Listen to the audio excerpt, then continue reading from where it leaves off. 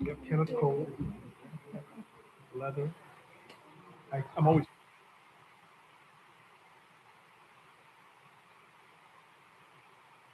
those two.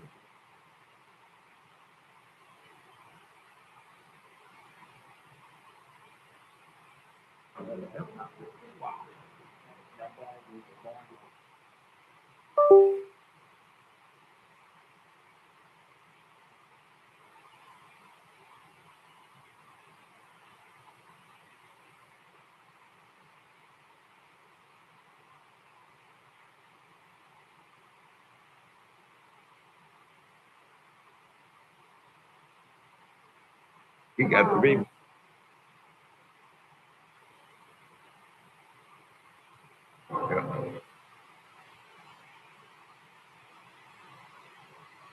Good evening, everybody. Welcome to the Utility District Budget meeting tonight, budget workshop.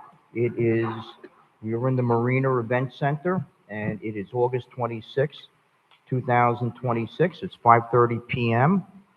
Roll call Chairperson Dr. Glenn Spiritus, here. Vice Chair Priscilla Davis Pannier. Here. Board Member Bruce Guyton, Here. Board Member Kashamba Miller Anderson, Board Member Shirley Lanier, Ex Officio Board Member Mayor Douglas Lawson, in for City Manager William Wilkins, as Assistant City Manager Kevin Coffin, Here. District Clerk Deborah Hall is present, District Attorney Don Wan, Jason Tracy for her. Here. Speaking to the mic. Jason Tracy for Dawn Wynn. Here. District Finance Director Randy Sharman. Mr. Chair, you may proceed.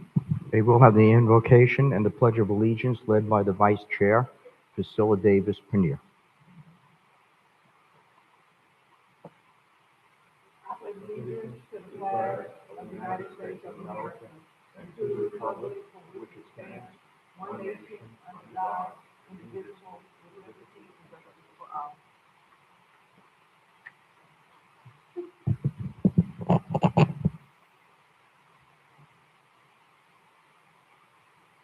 City Managers, Executive Director, you want to start the meeting, please? Yes, sir. Good evening, Mr. Chair, Vice Chair, Board of Directors, Josh Neiman, Executive Director of the Utility Special District. Tonight, we'll be presenting the FY27 operating budget for the utility. I'll jump right into it, and as we get through, please feel free to ask questions as we may, and stop me if you need any questions answered. So starting with the utility district, we're broken into 4 separate divisions within the utility district. We have administration, distribution, which is all of the water lines within the city. Some of those water lines do go outside of the city boundaries into some of the unincorporated areas of West Palm Beach near 45th and Gramercy Park. We have our water plant. Currently, we have the water plant that's located on Blue Heron near City Hall, and we are also in the process of erecting a new water plant at the Avenue L site. And then we have our wastewater collection division. So moving on into the budget, some of our FY27 goals, we're going to be strengthening our cross-connection control plan. When I started, the city was lacking an ordinance to be able to support the cross-connection control plan. This board took action in May of 2026 to pass an ordinance to start enforcing that. At that time, we found out that we had about 27% of the city backflows in compliance. Since then, over the past 3 months, the utilities sent out roughly 2,500 letters, and we're working very closely with the Department of Health to make sure that we hit our 90% mark that we're required to year over year. Secondly is planned exercising of all the valves within the city. Currently, we're going to be targeting 90 to 100% of all the valves, which is a requirement for maintenance for our distribution system. Within those valves that we identify, 20% of the valves and hydrants will be replaced year over year until we've had a 5-year period where anything that's been broken is replaced or repaired. We're also going to be reducing some of our water quality complaints, chlorine residuals, pressure issues, discoloration, and taste and odor. We've been working very closely with residents over the past month, installing pressure gauges at various locations throughout the city. Specifically, when we get notifications that we have low pressures, we deploy those devices, and then through some operational inefficiencies, we rectify those and really can optimize the pressures within those areas.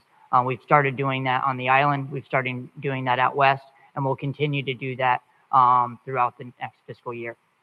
And then I think the most important is reduce our water loss and our non-revenue generated water that we don't end up selling. So just like with any business or any factory, you want to reduce the amount of loss that you have. And currently the utility experiences about 35 to 40% loss. We have already started changing out all of the flow meters within the wells. We've certified and verified all of the flow meters at the water treatment plant, and then calibrated those on a yearly basis to make sure they maintain the accurate flows that they are supposed to. Moving into some of our reductions in the 27 budget year, I will be requesting a net total of 6 less employees. When I started, I had asked for about 8 additional employees. After working here for about 14 months, I realized that some of those employees really are not necessary. A lot of the items that they would have ended up doing are items that happen on a very infrequent period, and therefore we can contract it out at a much cheaper price than having a full-time employee working for the utility. Some of those positions include a senior engineer, electrical and automation superintendent, an instrumentation technician, 1 wastewater maintenance mechanic, one water distribution maintenance mechanic, lead electrician, 3 valve and hydrant mechanics, and then 1 project manager. One special note that I want to put with the reduction in staffing levels. Most utilities have anywhere from 10 to 15 engineering staff members within their engineering department within a utility, and they do a broad amount of work, from doing locates that are required through the the Florida Sunshine 811 hotline, reviewing as-built, signing off on building plans, verifying that the developments that are being brought to the city comply with the standards of the utility, but also making sure that we have enough water and wastewater services to provide those developments with the necessary infrastructure. And so with that, I will be requesting the reclassification of 1 laboratory technician to a senior laboratory technician. I think it's very critical to have a career track and ladder for most of our employees. And in our laboratory technicians, right now we only have lab techs. And so by having the senior lab tech, it gives our lab techs an opportunity to transition into a higher responsibility position. I'll also be requesting reclassification of our assistant director to deputy executive director. And then as far as new positions, I will be requesting 1 budget analyst. My hopes with that is for contract administration, grant, and budget tracking. We recognize that the rates are considerable within the utility, and so tracking down every free dollar that we can get is critical. So I believe having someone within the utility that their sole responsibility, or a vast majority of their responsibilities, are tracking down those free dollars is going to be critical to reducing the rates within the utility. A utility technical assistant, we currently get anywhere from 60 to 100 locate tickets on a weekly basis. And if we don't go out there within 48 hours, we could end up being in charge of damages or responsible for paying for damages if a contractor hits it. We've had several incidences over the last few weeks where a contractor will be doing a directional bury job and they'll hit one of our water lines. Now, for the most part, our locate staff has been fantastic, and there's only 1 of them, but this assistant will be able to help with those locates and make sure that we're maintaining all of the locates in a timely fashion. And then lastly, it will be my last request is going to be asking for an additional assistant director of operations. Therefore, I'll have an assistant director or deputy director over engineering, and then assistant director over all of the operations. Moving on to some of our budget cuts for the fiscal year 2027. I recognize in our administrative costs, most of those staff are salaried individuals, and so having overtime in that line item just didn't make sense. There are 2 individuals that do work in that administrative envelope, and therefore we're going to be reducing that by about $10,000. Contract administration services, I've requested a net reduction of $750,000, and the reason for that is we have so many projects that are already in design, and there is no reason to continue designing projects that we don't have funding for. And what we need to do is first get the projects that we have designed completed, and then in FY28 we'll revisit what we have done and what we have left, and then identify additional projects. We've reduced our contingency amount in the administration section from $2 million to $1 million, and then our wastewater contract services by $1.5 million. So in operating, we have a net reduction of just over $2 million. And then you will see up there that we have a transfer out, which is the $20 million figure. That figure reflects what is paid into for transfers for our R&R, our debt services, and then also what the what we were required to pay the city for their services, for the city attorney, for finance, for some of the human resources, all of those different departments that we utilize, we also pay for. So that's what that figure nets. And then as far as capital costs for the fiscal year 2027. As you can see, there's no major projects up there. We do need a new vacuum truck for our distribution staff. The one that they are currently operating is about 15 years old. We will continue to utilize that, but it'll be our third one. And then my last recommendation or consideration would be a new backhoe. That also is about 15 years old. And so our hopes are to get new equipment in, keep the old stuff in case we have major emergencies. But we have two different divisions to do sort of entirely separate things, but it is critical to be able to have the equipment for the staff to be able to do the job and as quickly as they can. With that, I'd be happy to answer any questions and go over any of the items that I've gone over with you. Any questions from the board? Yes, Mr. Chair. Commissioner Guyton?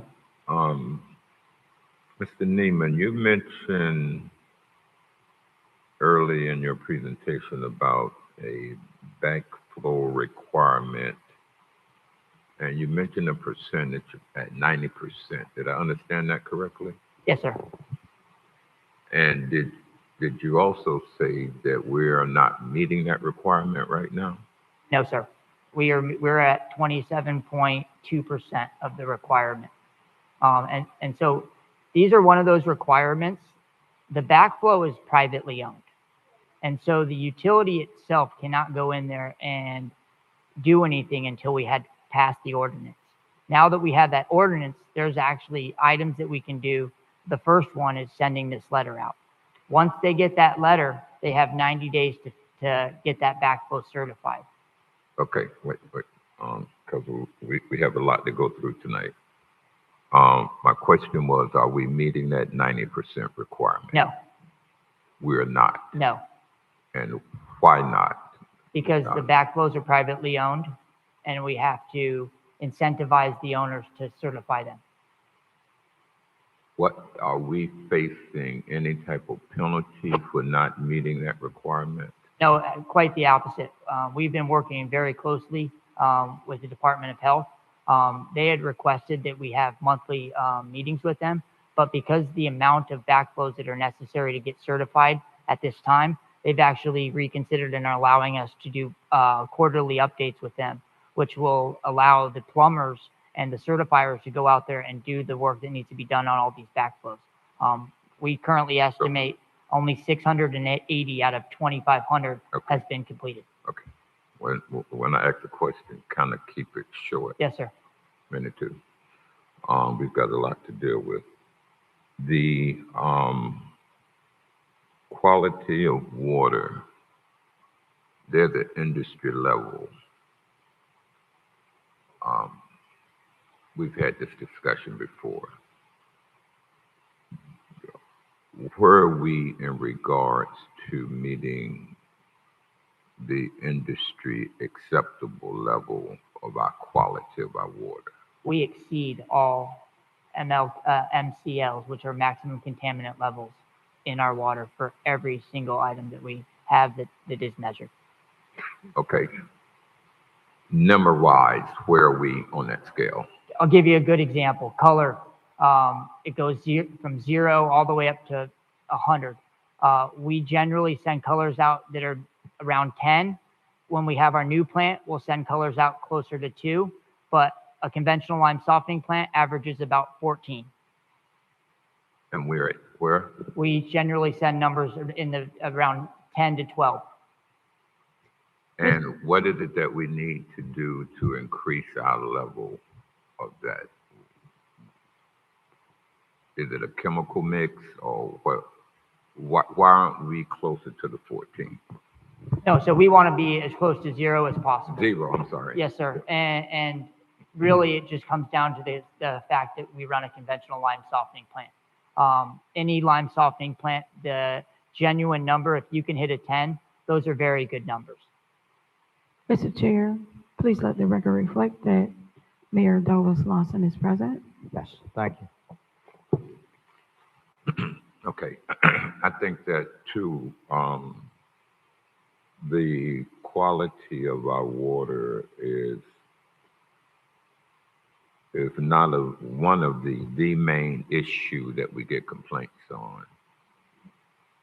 And whatever we need to do to try to increase that quality and not be comfortable with that's an acceptable level in the industry at 10. No, we need to work to get it better. And I would like to see a plan of how we plan to do that instead of getting comfortable at the level where we are. Okay. My next question. Do we have a supervisor on each shift? So it depends on what division you're speaking about. Within our water and distribution, yes, the supervisor is on each shift. There is only one shift. They work Monday through Friday. For our water treatment plant, we do have a supervisor or a lead on each shift, but those lead positions we've been unable to fulfill at this time. We've had them advertised several different times and have not gotten any great candidates. So do we have anyone who are stepping in until someone is hired? Who is playing the lead until you hire a lead? My water plant manager. And the water plant, the water plant manager on each shift? No, so he's there Monday through Friday. But really it's become a 24-hour, 7-day-a-week job, taking phone calls at all hours of the night and any day of the week to make sure that if an operator has a question, we can answer it for them. How many shifts do we have? We have 3 different shifts. They run on 10-hour shifts. And the lead is only there during the day? No, so we currently have the lead, and the lead is supposed to be on each shift. So therefore, 5 days out of the week, he would be able to lead that one specific shift.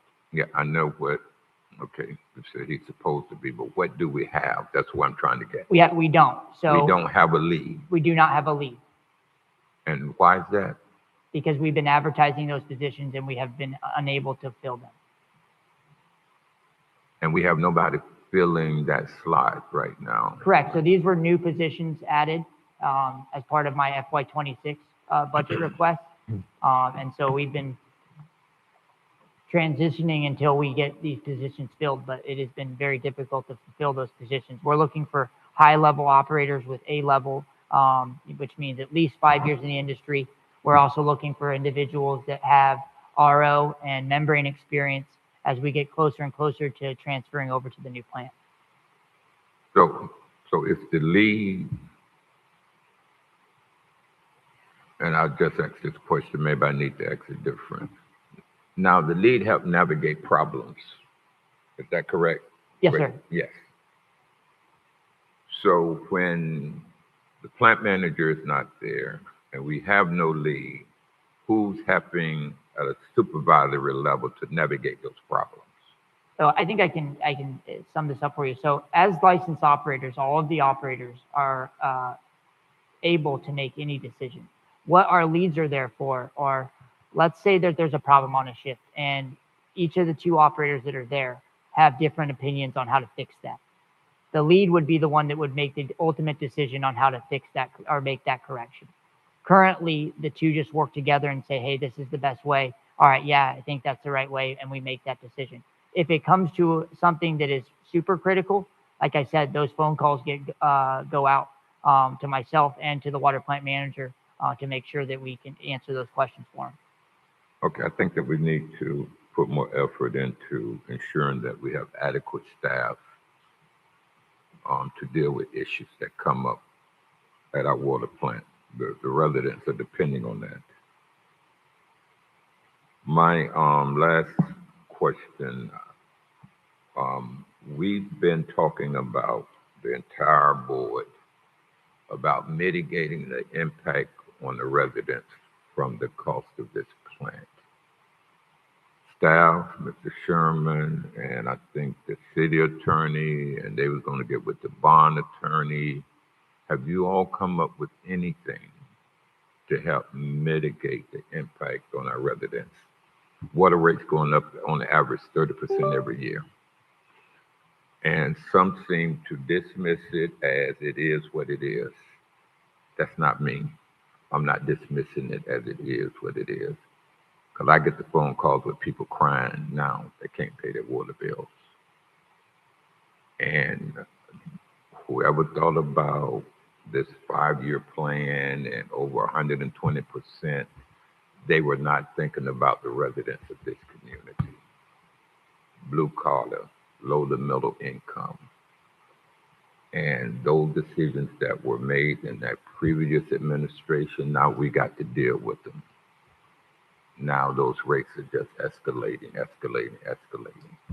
So I want to know, has a plan come up? Has anybody come up with a plan to mitigate the cost? And Mr. Sherman, would you come to the mic? You're our finance guy. Councilman, if I may.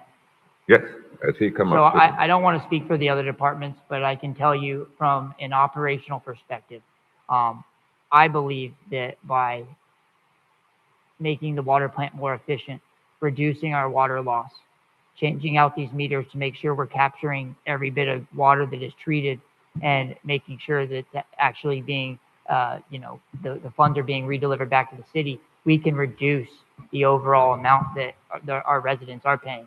I hear the exact same cries that you hear about how high our rates are.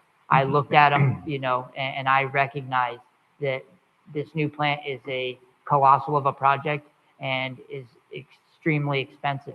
And so we have to do everything we can to be the most effective and efficient thing we can do. And that's really, from an operational perspective, we think that'll have a drastic impact on our ability in the coming rate, when we do another rate study, to reduce. Okay. Yeah, operationally, we do have to run as efficiently as we can. Mr. Sherman, have you looked into how we can mitigate the impact on our residents? Yeah, again, Randy Sherman, District Finance Director. So we've looked at a number of national reports. We look at what others have attempted to do. But it really, as Mr. Neiman said, it really starts here at home. If we can, bill out 10% of the water that we're currently losing, for unaccounted for water, that's a big issue. What we're working on in the finance department at this point is obviously getting this debt issued at as low a cost as possible, which is why we've worked so hard with the SRF. We're working with Assistant City Manager Jacobs to try to come in through legislative avenues to try to get some further assistance. Working with CDM to try to get some additional grants. We're working at all of those issues at this time. What I recommended to the manager the other day is I said, once we get the borrowing done, right, and we get GMP 7 done, we've kind of locked in our costs, we've locked in our cost of capital, and it really is at that point the time to do another rate study.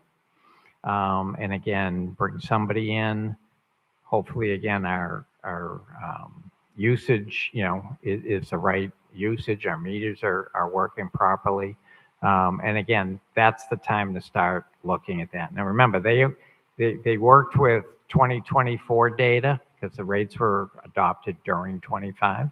So they looked at 2024 data. So already we have 25, 26 data that can be used and included in the next analysis. They only went out through 2030. So now again, we'd be looking out further than that. And actually getting into the time period where you're operating a new plant. And again, the way this plant was designed and selected really was because operational costs will be less. So it's an opportunity now for us to go back and look at those issues. And this is my last question, has finance looked at restructuring the deal so that it won't be so compressed and compact on our residents where we have to charge them 30% every year to get to that 120%? Yeah, and remember when we were here in June, I believe, with the way this deal is going to be structured. That's why we have the fixed rate debt, we have variable rate debt, and we also have the SRF rate debt. And that's what got us to the lowest cost of capital at that point. By using the SRF, the way that we are going to structure with SRF is all of those payments get deferred until the plant actually opens. So when we look at that, what that's doing is that's reducing the amount of the annual payment in the early years. Now, again, you have to pay interest on that, but again, using the SRF interest, that's the lowest cost of capital. Okay, let me ask this. You said that some of the payments would be deferred, but the residents have still been hit every year with the increase. That's what I'm talking about. Well, that's why I'm saying, I'm recommending that now that we know what the deal structure is, that's not the same assumptions that were used when the rates were originally done. So now that we know what the deal structure is going to be, do the rate study again. And again, part of when you do the rate study is you're also looking at, is it going to the resident? Is it going to the business sector? You know, and allocating out the costs. Keep in mind that legislation did pass this year doing away with the surcharge. So as Mr. Neiman said, we do provide services outside of the city limits, okay, and we charge a 25% surcharge. That statute has changed and that surcharge goes away. So that's actually going to add more costs on the outside. But again, none of that was known in 2024 when the study was done. So when are we doing the study again? So again, I think we should be we should be pricing the bonds next month. So we'll know what our costs are, and then I think in October when Ms. Ammons is here, so we can kind of put procurement on notice. I think in October we should be ready to get back out on the street, get another rate study going. By the time you get somebody in, they'll have 25, 26, and maybe even half of 27 information to be able to, you know, realign. And again, if the consumption charges or the usage has changed because we've got, you know, a better system at the district, that all comes into play. Thank you, Mr. Chair. There are two quick Commissioner? questions. Vice Chair? Thank you. So that's why I guess it's very important, the person that you hire for this budget analyst, because you spoke about that person would be responsible for trying to get money, get grants.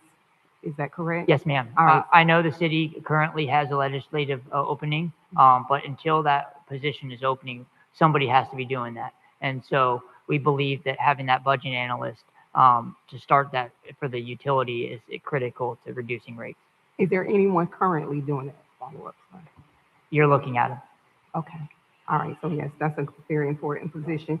And then follow up to my colleague, Councilman Guyton.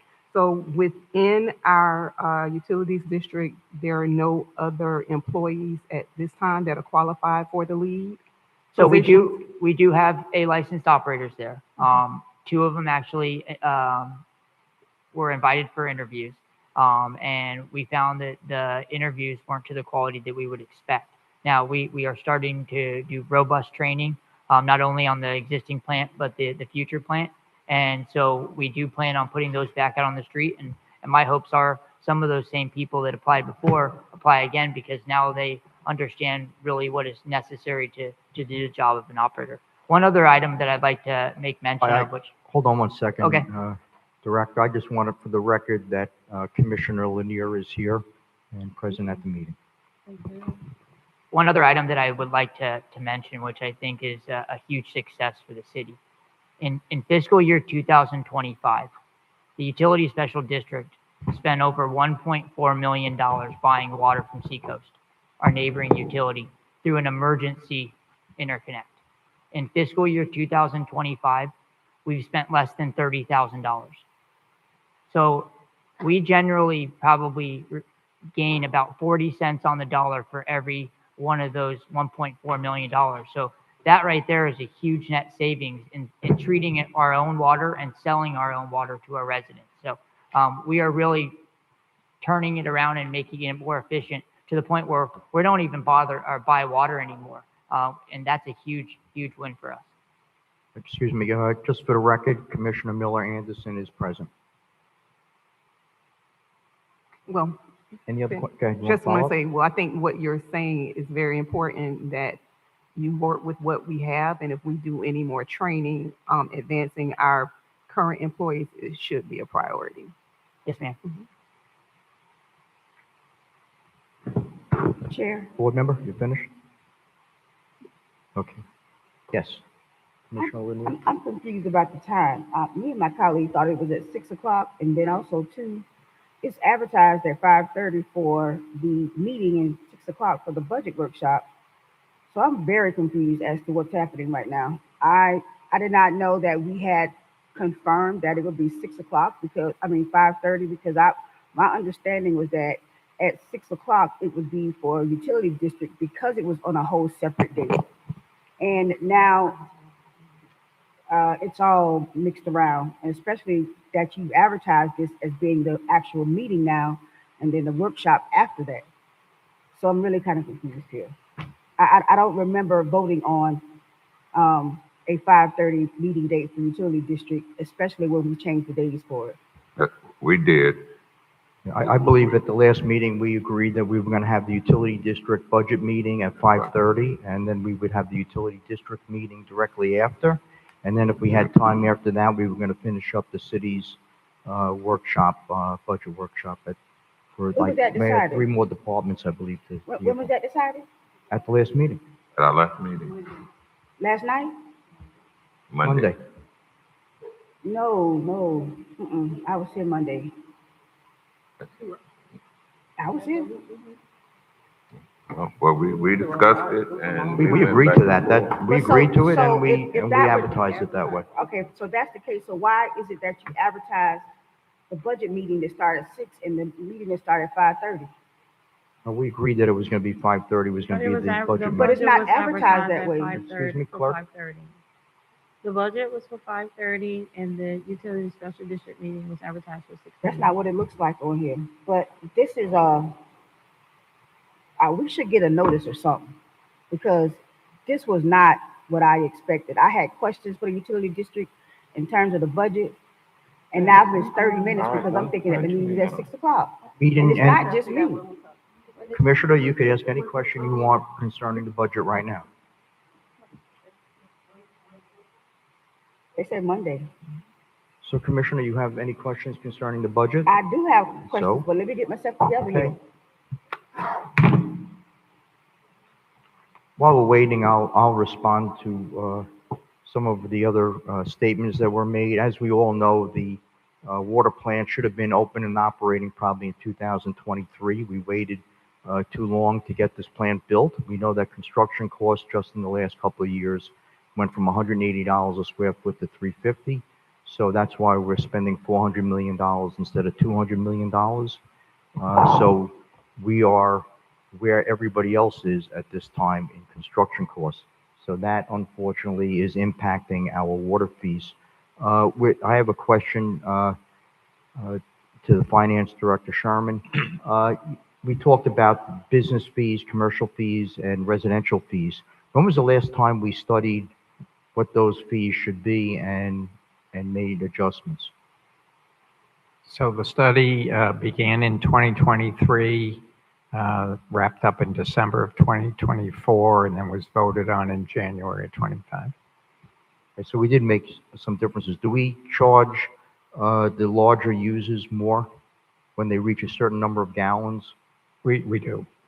And for the residents, we cap their wastewater charges at 10,000.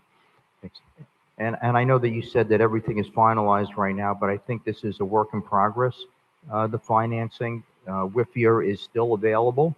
I've been working, and I know that other members of the board have been working with our representatives in Washington, and we're hoping that maybe we can work something out with the WIFIA program where the rates will go down substantially. Well, and again, keep in mind, we do have that variable rate component that we can take out at any time. So whether we get money from a grant or we get money from, like again, the plan was SRF, but if we get a better offer, then that variable rate we can take out. And of course, when we get more users, the rates will go down as well. Absolutely. So that's very important as well. So the development, hopefully in the next few years, will help soften the blow on the water fees. Any other questions? Mayor, you have any questions? Mayor here? He's not here. Okay, Commissioner Lanier? I'm gonna submit my questions in writing. I'm not prepared for it now. There's a lot of questions that I want to ask about this budget, but the timing throw me off, so I will submit those in writing. Okay, Commissioner Miller Anderson, any questions for staff?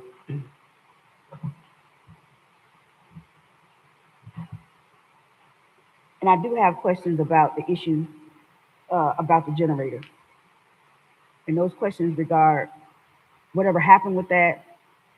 Did we get a new one? Because I know that the issue was that when we bought the generator, it was 22 years old.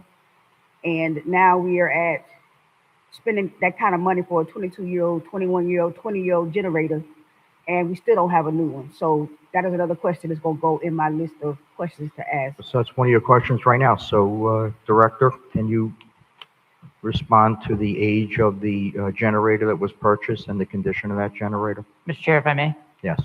So the generator that we purchased, and forgive me, I don't know the exact year, but I believe it's a 2024 generator. That generator has been in place for the past 3 months, and it did take the place of a rental generator that had been in place for about 10 years. And it was rebuilt, correct? Yes, rebuilt under warranty, and it has annual maintenance being done on it. Okay, have you used that generator Yes, at all? so we are required by DEP to run that generator under load 4 hours a month. And so every month we do that. In addition, we get reduced rates from FPL under their load control program. And so they test the functionality of the generator remotely. And we successfully passed that about 2 months ago. Okay, that answer your questions? No, it does not. I'll put them in writing because that's a bunch of hogwash. Because based on the reports that I've gotten in regards to the generator, I don't want to get into it tonight because we got other stuff to do, but I will submit that in writing because that is not true. Okay. We'll be waiting for it to come in writing. Commissioner Miller Anderson, any questions concerning the budget? Yeah, it's not gonna come to you, it's gonna come to the Yes, city manager. right. Yes. And hopefully he'll Thank you. share it with the rest of the board. Commissioner Miller Anderson, any questions you have concerning the budget for the UD district? No, we started at No, 5:30. We started at 5:30. At the last meeting, we decided to do that, and it was advertised properly. We decided to do that at the last meeting, and it was advertised. I didn't discussed get it. off, and I didn't get off when you all thought I was off. I was still on. So was that at the beginning or the ending of the meeting? It was at the end. I was chairing the meeting. Right. Yeah, okay. Yes. I'll go back and check that. I didn't hear that. And I was on the whole time. Okay. We have Director Sherman here. You're going to put on a presentation for us on the budget, on the UD budget? No, or just no, the this just executive Mr. director? Neiman. Yeah. just- Okay. If there are no more No other questions, to then come we'll, in this meeting and start the Okay. UD meeting. do we need a motion to adjourn? This is the budget workshop, Mr. Judge? Yes, budget workshop. Do we need a motion to adjourn, clerk, or do we just adjourn the meeting? No. Okay, this meeting's over. Thank you. Thank Thank you. Okay.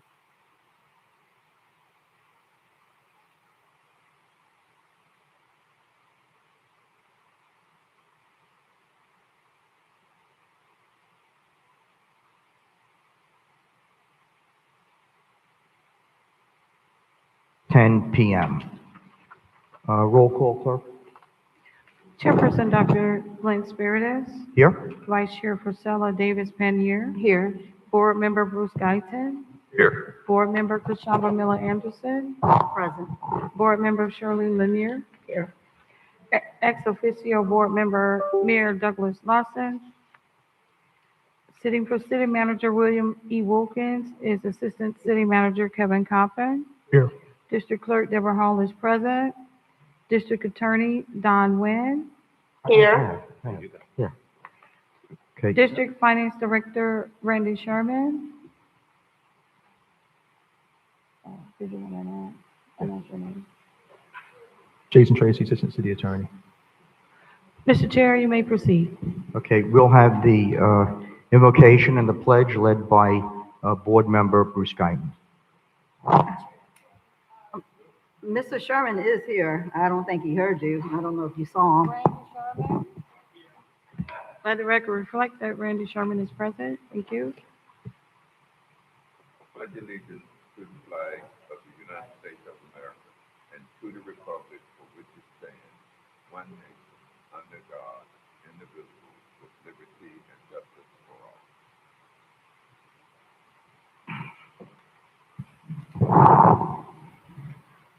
Are there any additions, deletions, substitutions from the board?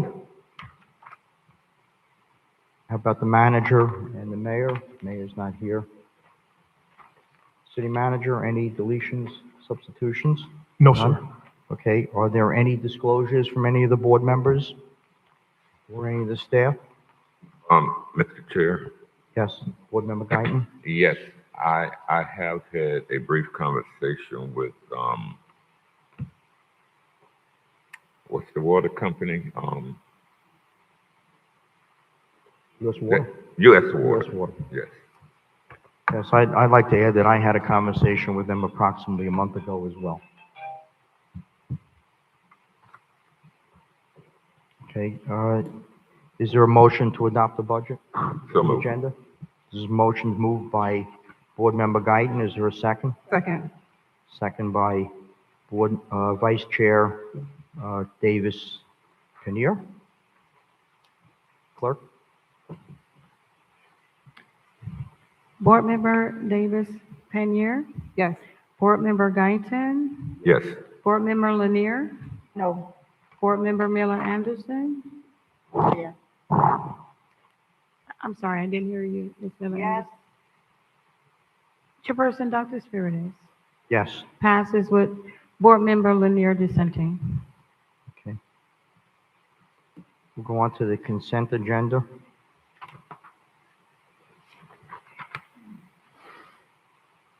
Is there a motion to approve the, well, does anybody want to move anything from the consent agenda? Yes, Chair. Yes. 2A is an apple, 2D is in dog, and 2E.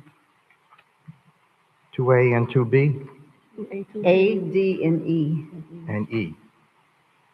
E like an echo? Yes. Yes. 4126 UD.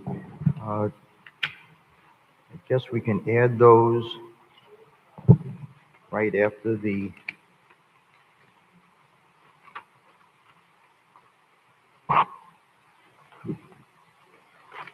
Mr. Chair, they will be discussed right after the approval of the consent agenda. yes. Then we will move on to the items that were pulled. Okay, is there a motion to approve the consent agenda? So moved. It's moved by Second. Vice Chair and seconded by And- Commissioner Guyton. Yes, as amended. As amended. Yes. Roll call? Vice Chair Davis Panier. Yes. Board Member Lanier. No. Board Member Guyton. Yes. Board Member Miller Anderson. No. I'm sorry, I didn't hear you. No. And Chairperson Dr. Spiritus. Yes. The item passes with Board Members Miller Anderson and Lanier dissenting. Okay, so we have right now a request to move 2A, 2B, and 2E.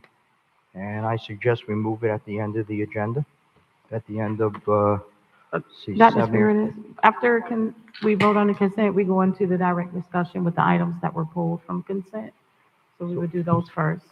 What? So right now, we would discuss item 2A. Oh, we're going to go right to that? Okay, so Yes. we'll go right to them first, okay. Yeah, so we're on resolution number 33-26 UD, a resolution of the Board of Directors of the City of Riviera Beach Utility Special District. Hold on, oh, are there any comments on the, No, sir, we do not have any comment cards on this Okay. item. The acceptance of the cards is closed. Okay, thank you. You're welcome. Resolution number 33-26 UD, a resolution of the Board of Directors of the City of Riviera Beach Utility Special District, Palm Beach County, Florida, approving the purchase of turbid meters and controllers from Hatch in an amount not to exceed $69,329.43 from account number 411-31103-453000 Utility Services account, and authorizing the Utility Special District Finance Director to make payments from account number 411-31103-543000 in an amount not to exceed $69,329.43 and providing an effective date. So moved. Please second. Second. Okay, moved by Board Member Guyton, seconded by Vice Chair Davis Panir. Clerk? Mr. Chair, if I may? You want to put your presentation on? Yes, so the $69,329.43, this is for the purchase of turbidity meters from the Mr. hot company. Chair, is there a presentation? You don't have a PowerPoint in it? I do not. Go ahead. So these are purchase of turbidity meters for our filters. We currently just finished rehabbing 14 of the filters within the existing water treatment plant. As part of that rehabilitation, we are changing out all of the turbidity meters. The turbidity meters are basically a way to measure the turbidiness of it water or how cloudy it is. And so we can effectively measure how much sludge is passing through the filters into our clear wells on a minute-by-minute basis. Currently, it's a requirement, and they're sampling every 2 hours to meet our requirement to DOH, but this will allow them to go back to what they had when those filters were originally installed. Mr. Chair, please let the record reflect that ex officio Mayor Douglas Lawson is present. Yes, thank you. Okay, are there any comment cards on this? Mr. Chair, there are no comment cards on this item. Okay, any discussion? It was pulled by Commissioner Miller Anderson. I would assume she may have some. Commissioner Miller Anderson, you have any questions on this? Nope. No other? A question? Okay. Okay, Go 2D. You can call the question. okay. Call the vote, please.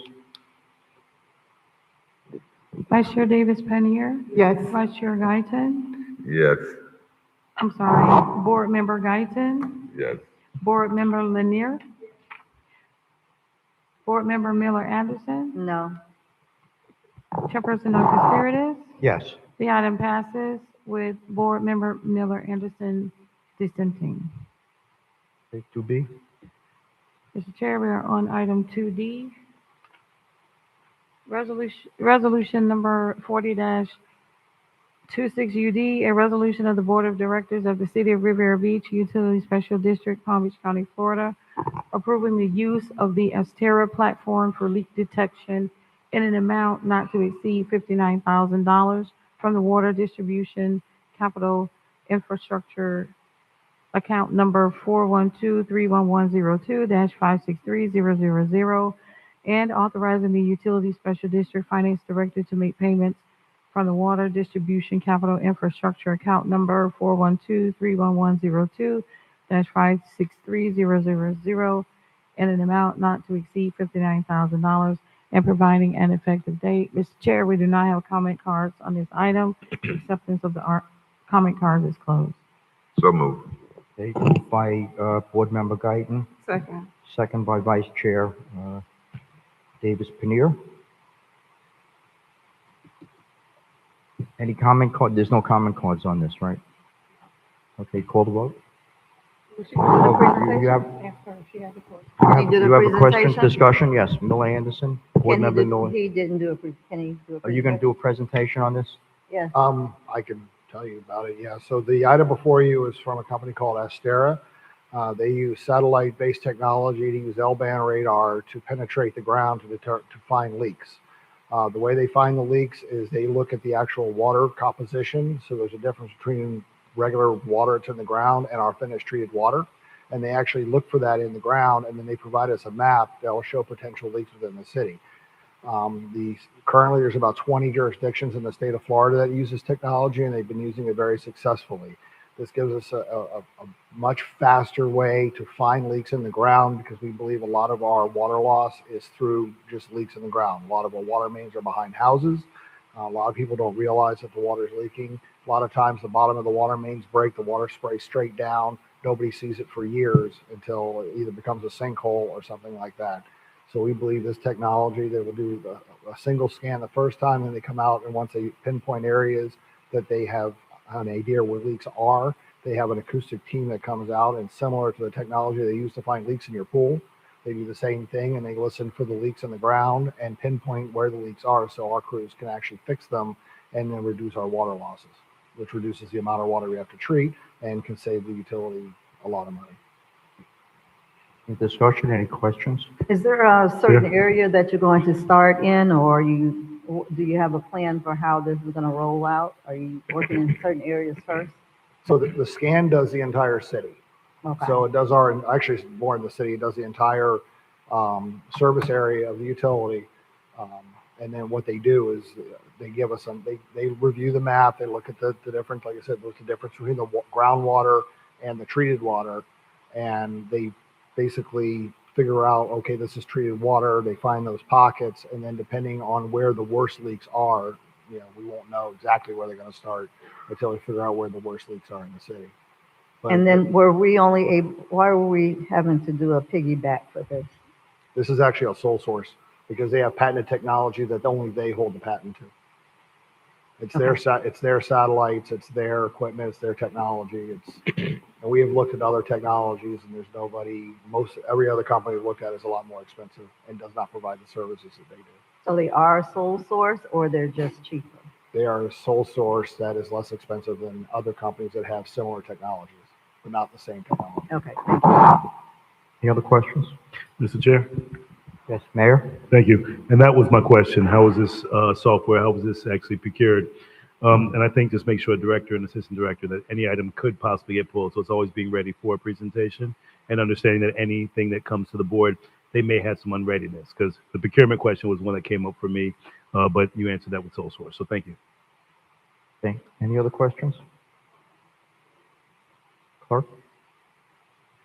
Vice Chair Davis Penier, Yes. Board Member Guyton, Yes. Board Member Lanier, Yes. Board Member Miller Anderson, Yes.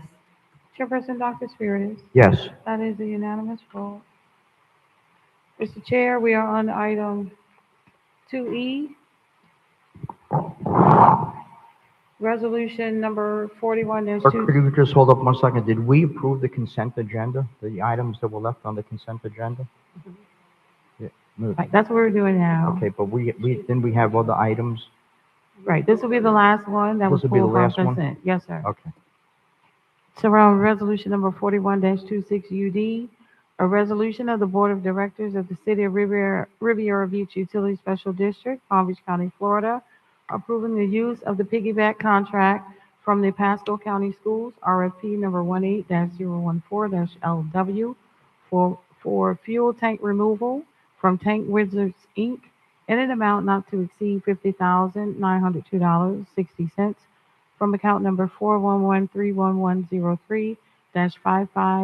411-31103-559990 contingency account and $20,019.22 from account number 411-31104-534000 contract services, and authorizing the utility special district finance director to make payments from account number 411-31103-559990 in an amount not to exceed $50,902.60, and account number 411-31104-534000 in an amount not to exceed $20,019.22, and providing an effective date.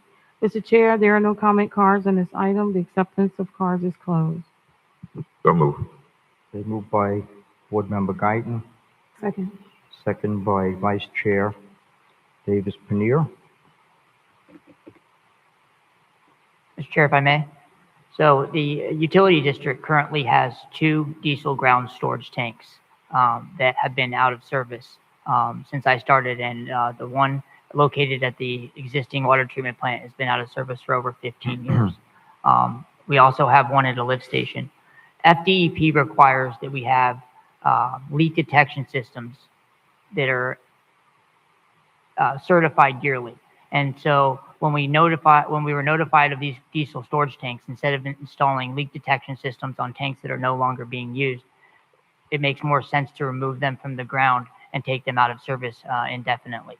And so the request in front of you is to take those 2 tanks out of the ground and then be prepared for the decommissioning of the existing plant. And then at the lift station, the new tank has a belly tank, so it's above ground, and it has a dual containment, so it doesn't need the same exact technology as the current one does. Any questions? And the same thing with this one Commissioner here, Miller Anderson? piggyback. What was the reason for that? So the reason we chose piggyback for this, the fuel tanks are required to be done on a yearly basis. And so because of the timeline and the short duration of these needing to be done, we elected the piggyback. Generally, we find in utilities that the piggybacks that we use are anywhere from a year to 1.5 years old. And because of that, we're getting prices that haven't been reflective of the inflation. And so they're generally and more often than not cheaper. But are they, are we getting what we're asking for, or are we having to go with what the previous company had? So we're actually getting the exact same dollar amount that the Pasco County School got when they were bid to do the same exact kind of work. So it was the exact same thing? that Yes, they ma'am. did? Removing fuel tanks. Yes, ma'am. Okay, all right, thank you. One thing, I just noticed that we have a lot of piggybacks in a lot of these agenda items tonight. So that is definitely one of my questions that I'm going to ask every time. But also, I hope that there are presentations and we're not just kind of talking and just saying things up here, because we need to be able to show why we're spending this type of money. Yes, ma'am. Thank you. Director, can you tell us what would happen if we did not remove this tank? So if we did not remove these tanks, we would be required to put leak detection systems on tanks that aren't being used. Would we get fines? We wouldn't get fined once the leak detection system's on. We would be fined if the leak detection systems weren't installed or if they failed. Okay. No comments? Yeah, No public? I have a question. Yeah, Commissioner Lanier? So I see that this is spread across 2 accounts. Why is this being split? So the 2 accounts is because one is from the water account and the other one is from the wastewater account. Because one is located at a lift station, we pulled the $20,000 from the lift station account or the wastewater collection account, and then the other one from the water treatment plant account because it's located at the water treatment plant. So this is not an attempt to not exceed a single couch purchase threshold? No, ma'am. All right, so, but more importantly, what is in the fuel tanks? Right now, nothing. I mean, I know at one point there was fuel, but we're hoping that when they were taken permanently out of service, they drained them first. That's why we need them to come in to be able to identify what's in there and remove them.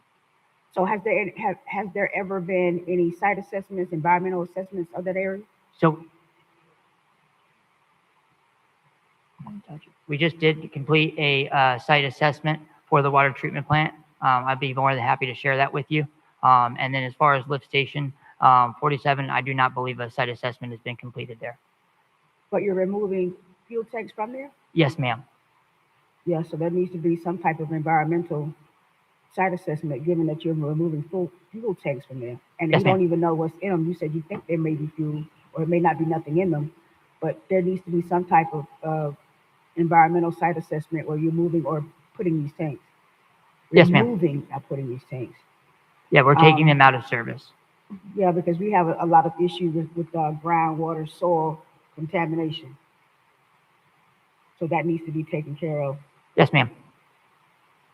Right, That's Director, it. you do a phase 1 environmental and a phase 2 environmental, I assume, if necessary, before you remove this tank, correct?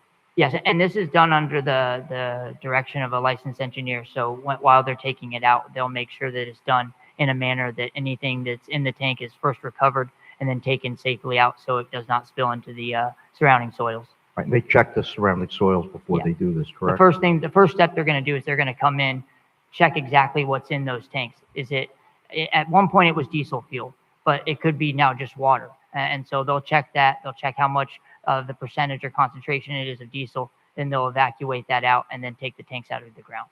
I thought you said there wasn't nothing in them. We He do, said he don't know. they're no longer in service. We do not know if there's anything in them because they're no longer in service. So we need to take them out of the ground. Now, there could be a leak allowing groundwater into the tanks Where the diesel comes from? because that's what they used to run generators. So at one time, they filled them to run the generators for those particular sites. So yeah, we definitely have to have some type of groundwater soil assessment, environmental, once these things come out of the ground. Yes, ma'am. And this requires permitting. So as we get through the permitting stage, those site assessments and environmental studies will be completed. I'd like to have those, Yes, ma'am. or for the whole board. They need them. That's it. Any other questions? Ms. Cochran? Chair, Yes. and just for clarification, as Commissioner Lanier was saying, so we will get a pre-test and a post-test, pre-testing the ground soil before removal and then again after? Yes, ma'am. Okay. Questions? Clerk? Vice Chair Davis Panier, Yes. Board Member Guyton, Yes. Board Member Lanier, Yes. Board Member Miller Anderson, No. Chairperson Dr. Spiritus. Yes. The item passes with Board Miller Anderson dissenting. Chair, I'd just like to say that, I know that he says we're gonna do a pre and post test, but sometimes we have so much going on that we don't remember this stuff. How do we make sure that we get this? And not just because somebody says so, but what do we need to do to make sure that we get this information? Because there's so much information involved with the water plant that you sometimes forget about. We were waiting on some type of soil contamination samples or assessment, and it kind of passes us by. Executive Director, you'll make sure that the board receives the Phase 1 and Phase 2 environmental, Phase 2 if it's necessary, environmental assessments. Yes, sir. I'll actually send you the one for the water plant when I get back to the office in the morning. That one's already been completed. And then when we get the other one for the lift station completed, we'll start with the Phase 1. And then once Phase 2 is done, we'll make sure those are emailed. I'll make sure to include them in my biweekly update when that report comes back. Okay, thank you. Is that okay with you? Yeah. Okay, thank you. Before we go on, clerk, we're on, Mr. Chair, we're on item number 4, awards and presentations. mhm. 4A, presentations of updates on utility special district projects. Mr. Chair, if I may, Yes. I'd like to call Director. Nigel Grace to the podium from Brown and Caldwell to give an update from the owner's rep regarding our new water treatment plant.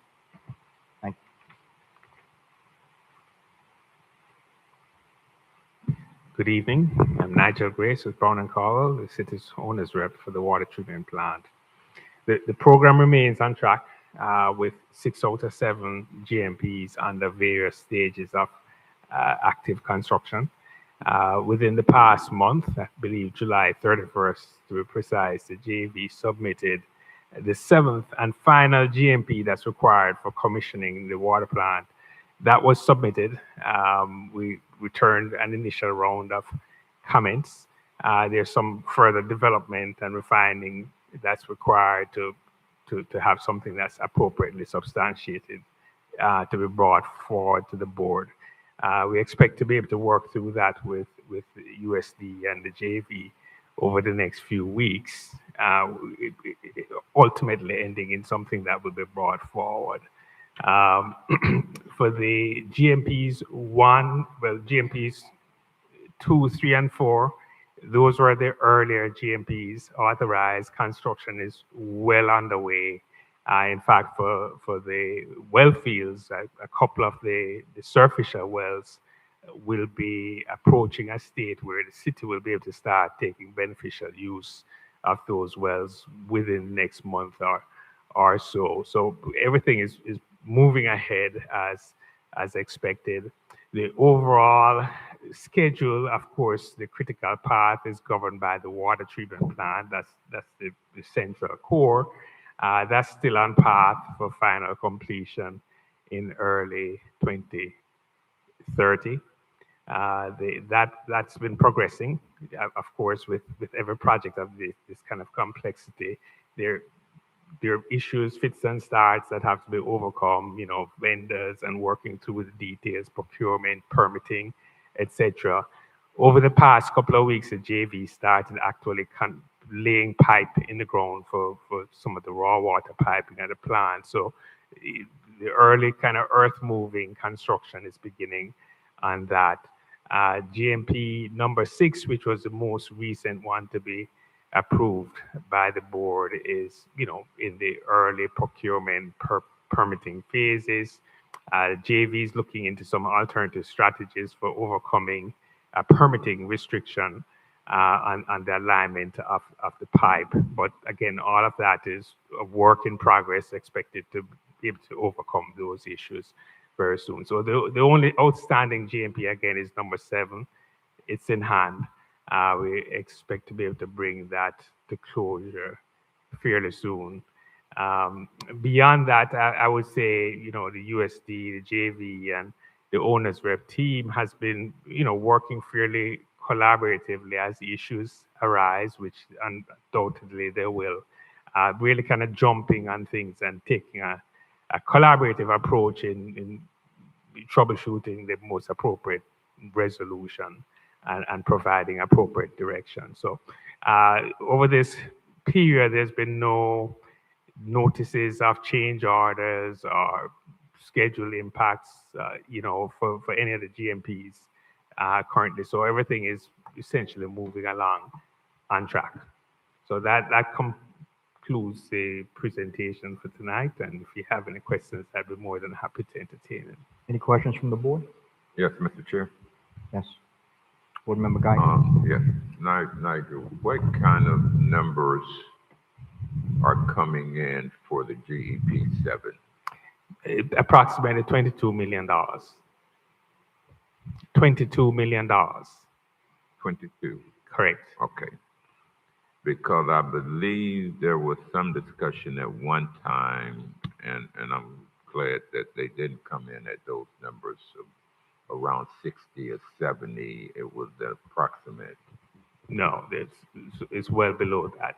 And this GMP, just to define what's included in it, it includes the transmission, the finished water transmission main to connect it to the system. It includes some stormwater upgrades along Avenue L, flooding type issues. And it includes an asset management system for the water plant. So it's a full-featured GMP that will really kind of round out the project. Okay, that's all I have. Mr. Chair? Yes, Mayor? Thank you. Good to see you, Mr. Nigel. Local participation on all GMPs. Do we have a number or percentage on what local participation has been for all the GMPs to date? Yes, the JV, and they can probably provide some specifics when they get here, but they include that in their monthly report, I believe, to the board. And the numbers generally, if memory serves me well, range from the 20s to 40s plus percent for GMPs 1 through 4 to 1 date. through 4, okay. Right? GMP 5 hasn't really gotten in full steam yet, so that has yet to be determined. But the JV should be able to give you the precise numbers. But it's fairly robust, particularly for the wells, injection well. The GMP4, I think, is well beyond 50% participation for that one. Perfect. And Mr. Chair, I'll reserve some time later for a discussion about intergovernmental affairs and grant writing, working directly with our JV team, our UD director. And after they finish their comments, if I could have a few moments, please. Yes, Mayor. As a matter of fact, that came up when you were out, the intergovernmental affairs person and the need for one. Yes. So we can discuss that later on then. Perfect. Thank you, Mr. Great. Chair. Thank you. Any other questions from any of the board members?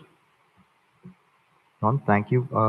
Thank you. Director, do we have CDM Haskell here? Yes, sir. Mr. Chair, if I may ask Michael Hoisington and Suzanne Meckler to come to the podium and provide a update regarding the construction of the new water plant and our new wells. Thank you. Good evening, Mr. Chair, members of the board, and city employees. My name is Omar Rodriguez from the Haskell City and Smith joint venture. Gonna first start providing a status on GMP2. GMP2 are the superficial wells. So we got the temporary pumps already on the job site. We're gonna be proceeding to install those temporary pumps next week. For 2015A, as soon as we get the electrical service from FPNL, we're gonna start working out with Mr. George and Mr. Galan the transition. We're gonna do the startup and commissioning and do the backdate testing so the well can be put into service. For 2015B, we are working on the electrical installation on the dot banks, and we are waiting for the generator and the automatic transfer switch so we can proceed to do the startup and commissioning. Jumping to GMP3, we start with FAS1. We finally got approval from FDOT to do the tie-in, water tie-in, so we're gonna be coordinating that. We're also working on the installation of the instruments. FAS2 also was subject to an FDOT permit, so we got that permit so we can proceed to do that tie-in and continue the civil works. FAS3, we are doing well development, around 4 weeks on well development, and then we go to the step drawdown test. FAS4, in addition, subject to FDOT permit, we got that permit this week, so we're gonna proceed to do the water tie-in. FAS5, which is also next to 2015B, is well underway. All the electrical work has been completed, and that well is basically completed. As soon as we get to a stage that GMP6 is ready, we can put it into service. And the last one, FAS6, we are right now doing casing, reaming. We finished the pilot hole and we're doing reaming. That will be for GMP2 and 3. GMP4, for the deep injection well, we are waiting for we're gonna proceed with the casing installation. This is the final casing installation that goes down to 3,000 feet. And then for the dual zone monitoring well, we continue reaming. Right now, this morning, we were at 1,800 feet. So that's a summary from 2 to 4. Now, Mike, you're gonna talk about 5. I just want to hit on GMP5. Thank you for giving us the opportunity to present today. But GMP5, we received the site plan approval from the city of Riviera Beach. We've been actively installing all the yard piping. We have roughly 18,000 feet. So now that we got the permit, we are proceeding with that. Also, the other 8 building permits are in for review with the city of Riviera Beach. Once we get those, we'll be able to mobilize the rest of the crews to be able to start that work. Regarding your local participation, we are meeting the 20% local participation to Palm Beach County. We will continue to meet that participation for this project. So I can give you a breakdown. I do include it with the monthly report that's submitted. But if you got any questions about it, we can have a one-on-one after hours and we can talk about that. Okay. Mayor? Oh, sorry. Thank you, Mr. Chair. You said you included it in the report every month? Yes, sir. And just more so for the record, what number are we at now? I did not have that value off the top of my head. I'm sorry. Okay. And I think with every team, I want to make sure that they understand we're spending over $400 million. So I want to make sure we have that available and know that the residents' money is circulating through the community with local businesses throughout Riviera Beach. So I definitely want to have that accessible and available. Mr. Neiman, who reviews the report monthly? Mr. Chair, if I may. Yes. I review the report and then my assistant, Ms. Haywood, adds it to our agenda. Can you give me the local participation? I believe it's around 28% for Okay. one of the GMPs, but we have over 4 GMPs. I think the GMP4, which is the injection well and monitoring well, I believe is around 46%. Okay. So I guess to be very clear with staff, and I want to be I think we're spoiled right now. Our fire station did phenomenal numbers. We're spending the money, and these are taxpayers' dollars. It's not my money. It's not any of this board's money. It's not any of the staff's money. It's the taxpayers' money. I want to make sure all that money is circulating to the local businesses when we're equipped to handle the jobs and capable of actually facilitating the development of it. So if we can get that number up, higher to 30, 40, 50% is a better number, because 400 million divided in half going back into the community helps increase the economic wealth of my community. So I want to make sure that we focus on that number while at the same time finding ways to buy down the price as well. So I know it's a difficult, tall task, but it's a heavy ask that the residents ask me for on a consistent basis. So I have to demand that of my staff. Thank you, Mr. Neiman. Thank you, Mr. Chair. Thank you, Mayor. Can you give us an update on the resiliency applications?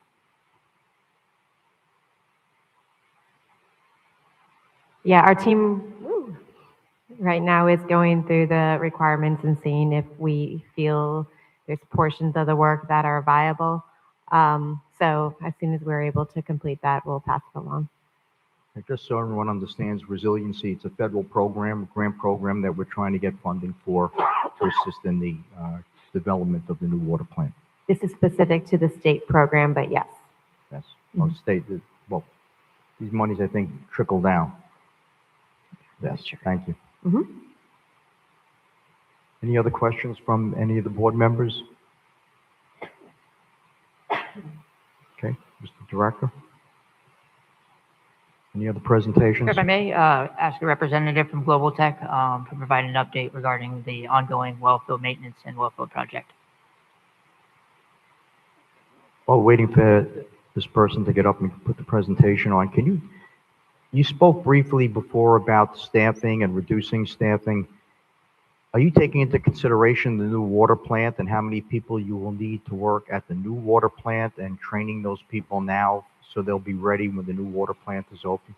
Mr. Chair, if I may? Yes. Yes, and that's why if you notice, a lot of the reductions in staff did not come anywhere from operations. We will need some specialized individuals at the new water treatment plant, but it really depends on being able to meet those salary needs within the utility industry. A lot of those positions are higher level, making upwards of $130,000 to $160,000 for individuals that deal with computers and whatnot, instrumentation. And so it may be more economical, especially with a brand new plant, to have a contractor do that where we're not needing it all the time. As the plant ages, it may be more economical than to have somebody full time. Okay, so this is going to be more of an automated plant, more high tech, obviously, and you're going to need special people to be able to handle that. Everything will be automated. Okay, so it takes so long for you to hire staff. Shouldn't we be starting now and getting some of these people on board? I mean, I understand that our plant our existing plant isn't as sophisticated, but shouldn't we be bringing these people on right now and getting them used to the system and the people that are here? Mr. Chair, if I may? Yes. We are already starting to bring on, specialists in the fashion that we have openings for the current utility. A lot of those positions are going to transition to the utility and the new water treatment plant. But in the sense of training, our current water treatment plant operators are being sent to short schools, which talk about membrane treatment, ultrafiltration treatment, and a variety of other trainings that really will help them get their legs underneath them as they start this transition to the new plant. Can you just explain to the public what ultrafiltration and membrane, what's the difference between that and the existing plant, lime softening plant? Yeah, so lime softening uses basically coagulation and flocculation. We basically take micromolecules and make them into macromolecules. Those molecules settle on the bottom, and then we blow them off, and the water basically is sifted off the top and then filtered. With the new plant, there will actually be a physical barrier that we drive water through, splitting off the good water to the bad water in layman's terms. Ultrafiltration and membrane filtration, it's a similar principle. It's just the difference in membrane and the driving force it takes to push it through. Right, thank you. You're welcome. It does not look like there's a representative from Global Tech. I would be happy to provide an update regarding our wells. So over the past month, Can you, when you give your presentation, can you tell us how many new wells and how many rehabilitated wells? I have a question first. Yes. Where are they? Why are they not here? Ma'am, I do not know. They were notified of this meeting. I will find out afterwards. Okay, Can they provide a written update? Yes, ma'am. Okay.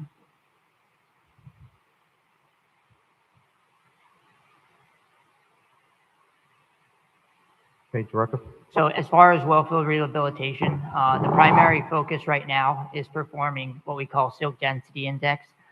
We've had JLA, which is our hydrogeologist team, at most of our well sites, collecting that information to see how frequently and how efficiently the membranes and the ultrafiltration will work to be able to filter the water and then to clean it at the new plant. In addition to that, we have, as Mr. Omar was saying, 2015A, located at Washington Elementary, is about 2.5 to 3 weeks away from being put into service. Outside of that, Global Tech is worked on all of our wells to replace fencing, flow meters, and start acidifying several of our wells. The hope there is to increase the withdrawal, and then also in preparation for our sanitary survey, which is our biannual way of having, twice every year, or once every 2 years, they come on site and they go to every site, and they will basically a report card to see what is needed and what is being done as far as preventative maintenance, verification and calibration of meters. And so they will be here in late November, and we're in full preparation of that inspection. Okay, so we've had a number of issues with this whole project, correct? We found train tracks where we were going to put a well.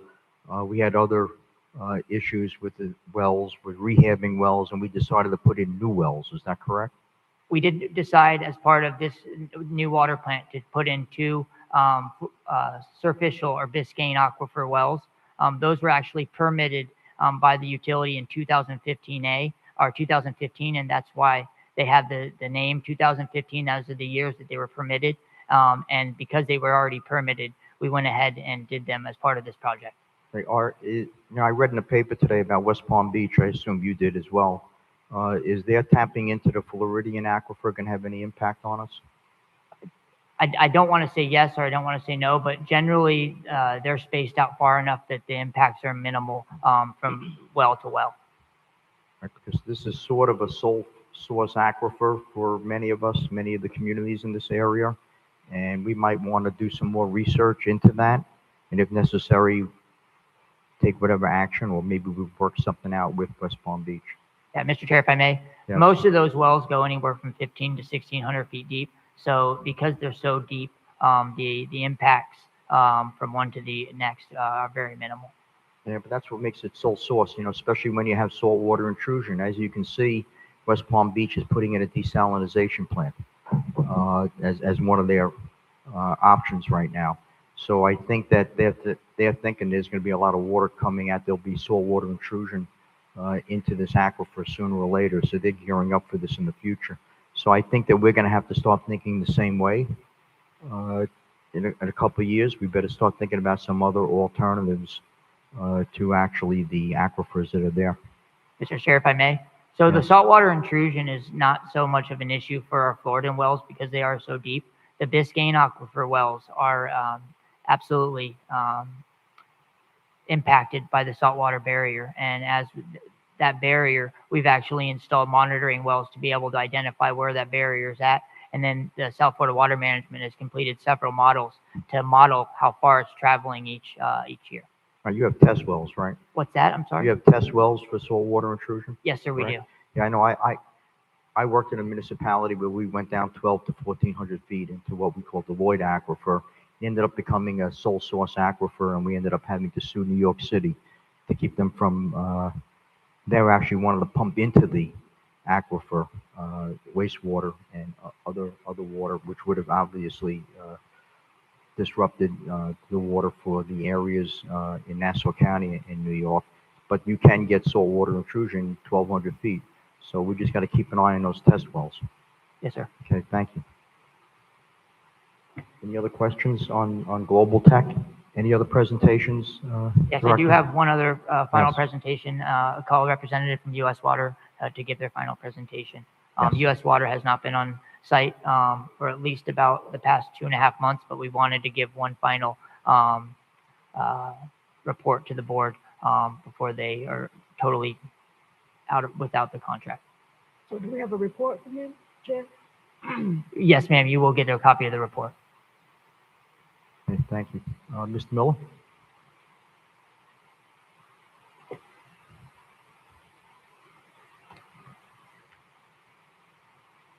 Good evening, Board Chairman and Mayor and Administration. My name is Mike Miller.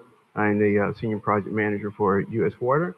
And as far as a report, we have finished a draft of the final report. I will be sending that to Mr. I'm sorry, Mr. Josh next week, so he can review it himself. But we anticipate to have the complete final report ready for by next week. Miller, in your report, you're going to make recommendations for future studies or whatever else we're going to need? Oh, absolutely. We do have a one section that specifically addresses recommendations that we came up after being here for almost 2 years. Any other questions from board members? Yes. Yes, Board Member Guyton? We've been trying to identify ways to reduce the cost of the water plant. As a matter of fact, I see the owner here. I'm sorry, what's the owner name? Yes, that's Mr. Gary Dormer. He's our CEO of the company. I'm the CEO. Could you come to the mic, please?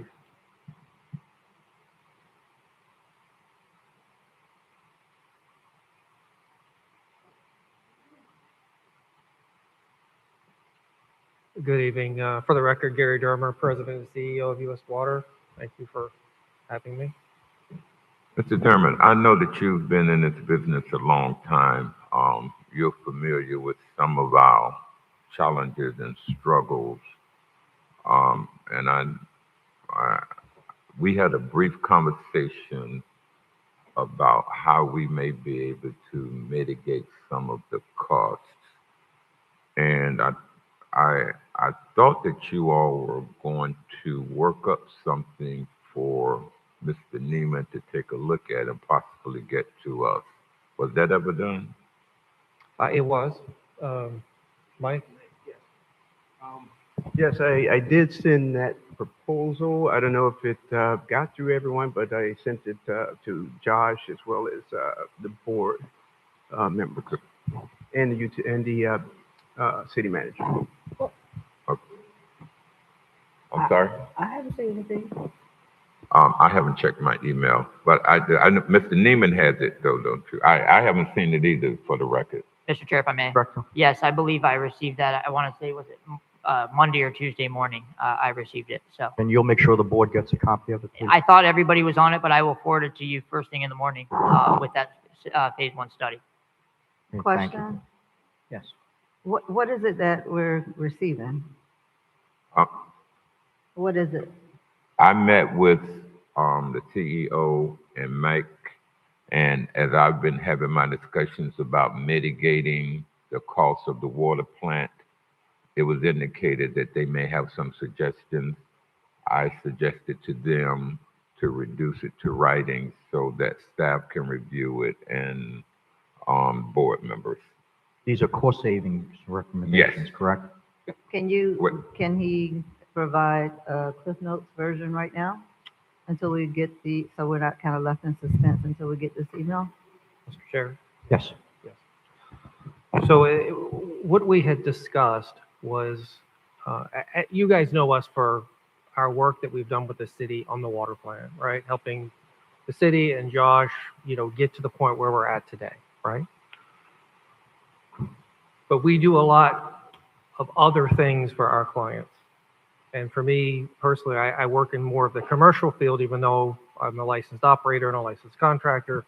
I work on the commercial and business aspects of our clients, for our clients, to look at the overall practices of those utilities and how it might reflect on rates and the direction of future for growth and all the kind of things that you would see in the commercial aspects of owning and operating a public utility system.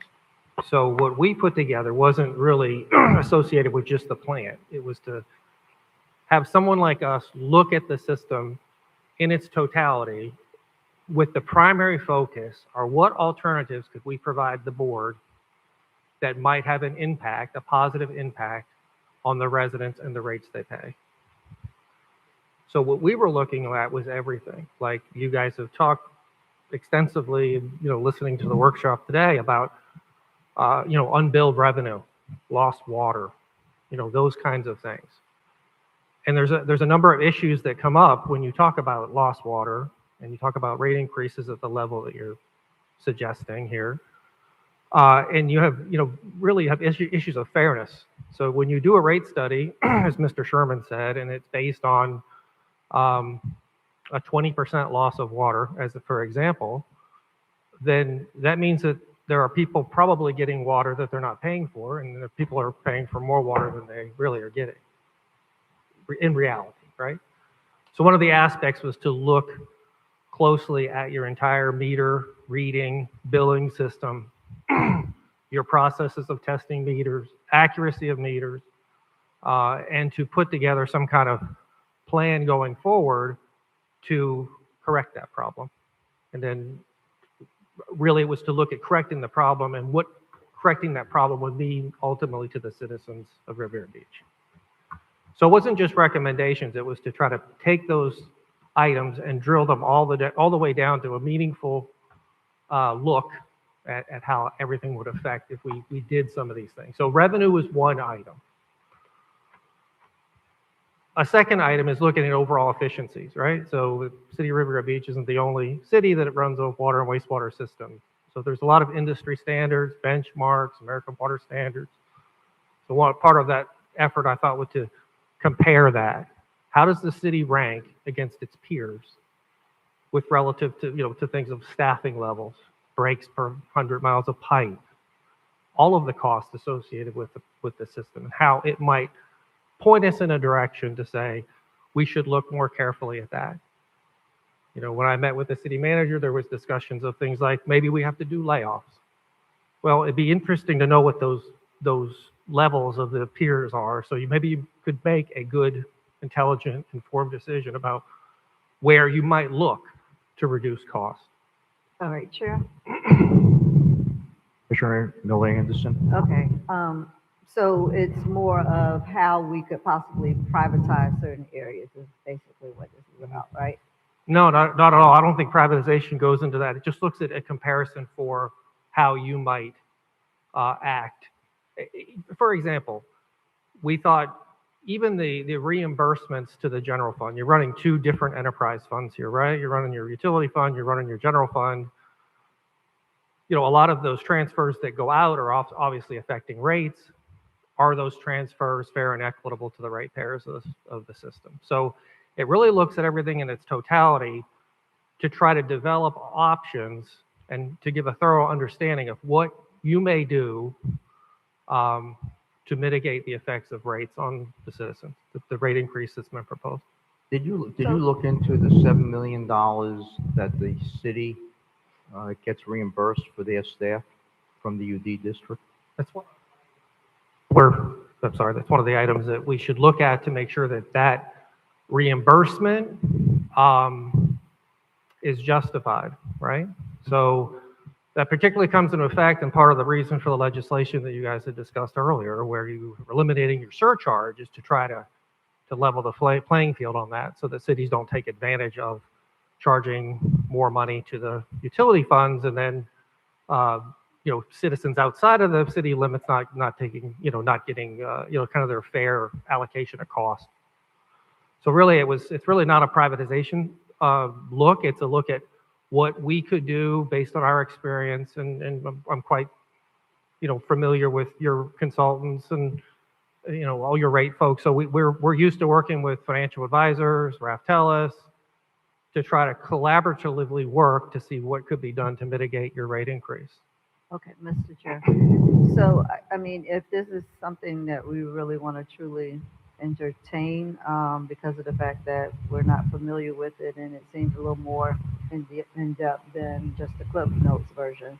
If you all are looking to bring this back on as an agenda item, that's fine, but I'm not trying to digest what he's saying right now because that wasn't on the agenda, and also the email with the information that he sent, we would need to review. So thank you for that. I appreciate that. You're quite welcome. And, if you all are looking forward to having a deep conversation on it, maybe we can advertise and then put it on another agenda. But I'm not interested in it, but I'm just telling you that having this conversation right now is probably not the best because we haven't had a chance to really digest it. Mr. Chair? Yes. Board Member Guyton? Yes. And thank you very much.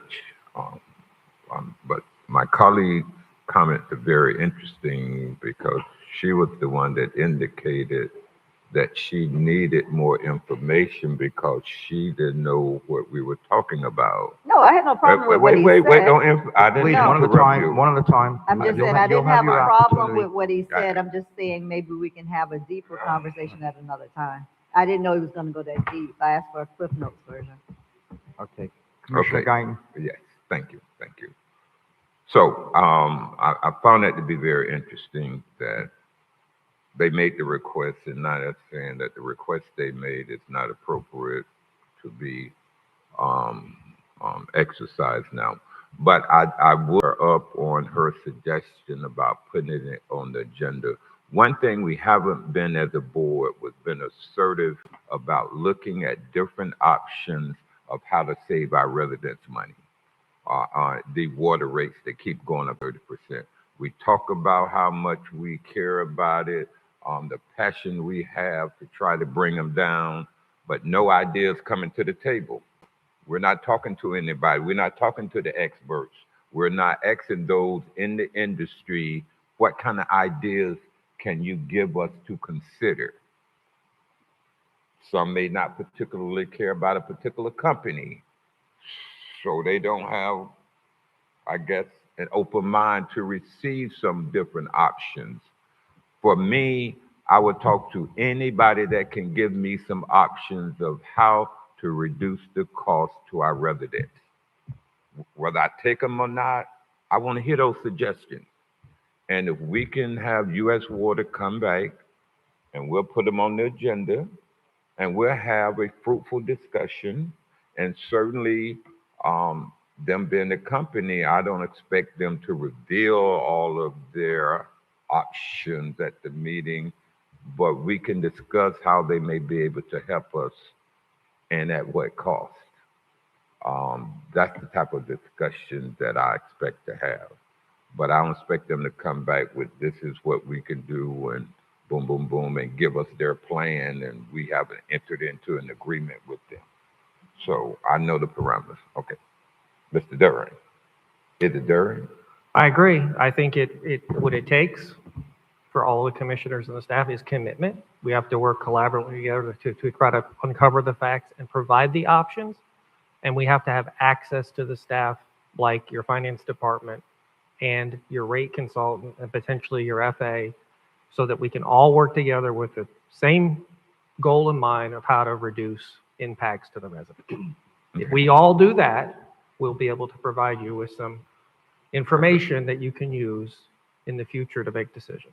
And so Director Neiman, please work with U.S. Water and come up with a time where we could put this on the agenda, because this is certainly something we should be looking into and working on immediately. Mr. Chair, if I may. Option. Yes. Chair. Let's just let Mr. Neiman respond, and then we'll go to. So are you looking for me to bring it as a discussion item or an item? Because Well, let's see how you work it out with U.S. Water. We can discuss a one-on-one before to see if it's ready for an agenda item, or whether it should be a discussion item and then the next Okay. meeting an agenda item. All right, yeah, I believe I've read through the proposal at 1,000-foot level. Like I said, we just got it earlier this week. I would ask that we brought it back for you guys to discuss and deliberate on whether you would like that option. And then if we did do it, it would need to come in the beginning of fiscal year 2027. Since we did not have anything of this nature budgeted in the FY26 budget, it would be hard to take that kind of money from this current budget right at the end of the fiscal year. Okay, well, why don't you discuss it with U.S. Water? I'll participate in your discussions. Any board member can do the same. And we'll see if we can get it on an upcoming agenda item for discussion, hopefully soon, not later. Yes, sir. Mr. Chair. Yes. Mr. Neiman, have you had a conversation with Mr. Wilkins with him? No, ma'am, I have not. Okay. So Mr. Wilkins is not aware of any of this that we're talking about, other than possibly being on the email? Mr. Chair, if I may, that's the extent is Mr. Wilkins is on the email. We have not had an opportunity. He's been out, so. Yeah, and Mr. Chair? Yes. My discussion was had months ago when I realized the escalation of water rates long before Mr. Wilkins came. we've been out here trying to pound the pavement, looking for options. Please hold your voices down. So, no, Mr. Wilkins, not released by me, hasn't been part of this discussion since he's only been here a short time, but certainly he would be if it were to move forward. Thank you for your comment, Commissioner Guyton. I also had a similar discussion with U.S. Water. I guess we're all thinking on the same wavelength right now. We want to save as much money as we can for the community and at the same time provide the best quality water that we can. So thank you for that. Chair, Yes. I Commissioner have a- Lanier? Yeah, so what are we gonna receive? Are we receiving a final report from U.S. Water? Thank you, Mr. Dern. Thank Yes, you for your ma'am. As I comments. said earlier, we have completed a draft, and we're just going through the draft to make sure that we tighten up any loose ends in that, but you will be receiving a full report. Okay, so then I would definitely want to have a final report before we move into any other business with this company.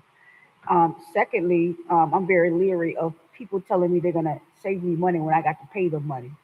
Thirdly, I want to make sure that this is something that is competitively bid. It is not something that because we dealt with U.S. Water that we're going to go straight to U.S. Water to do it. This is something that we need to figure out what we need to do or what we want to happen, and then we put that out for a bid. Anything else? That's it. Well, clearly, I agree with you. We have to follow all proper procurement procedures in hiring, whether it be for capital improvements or whether it be for consulting services. Any other questions for U.S. Water from the board members?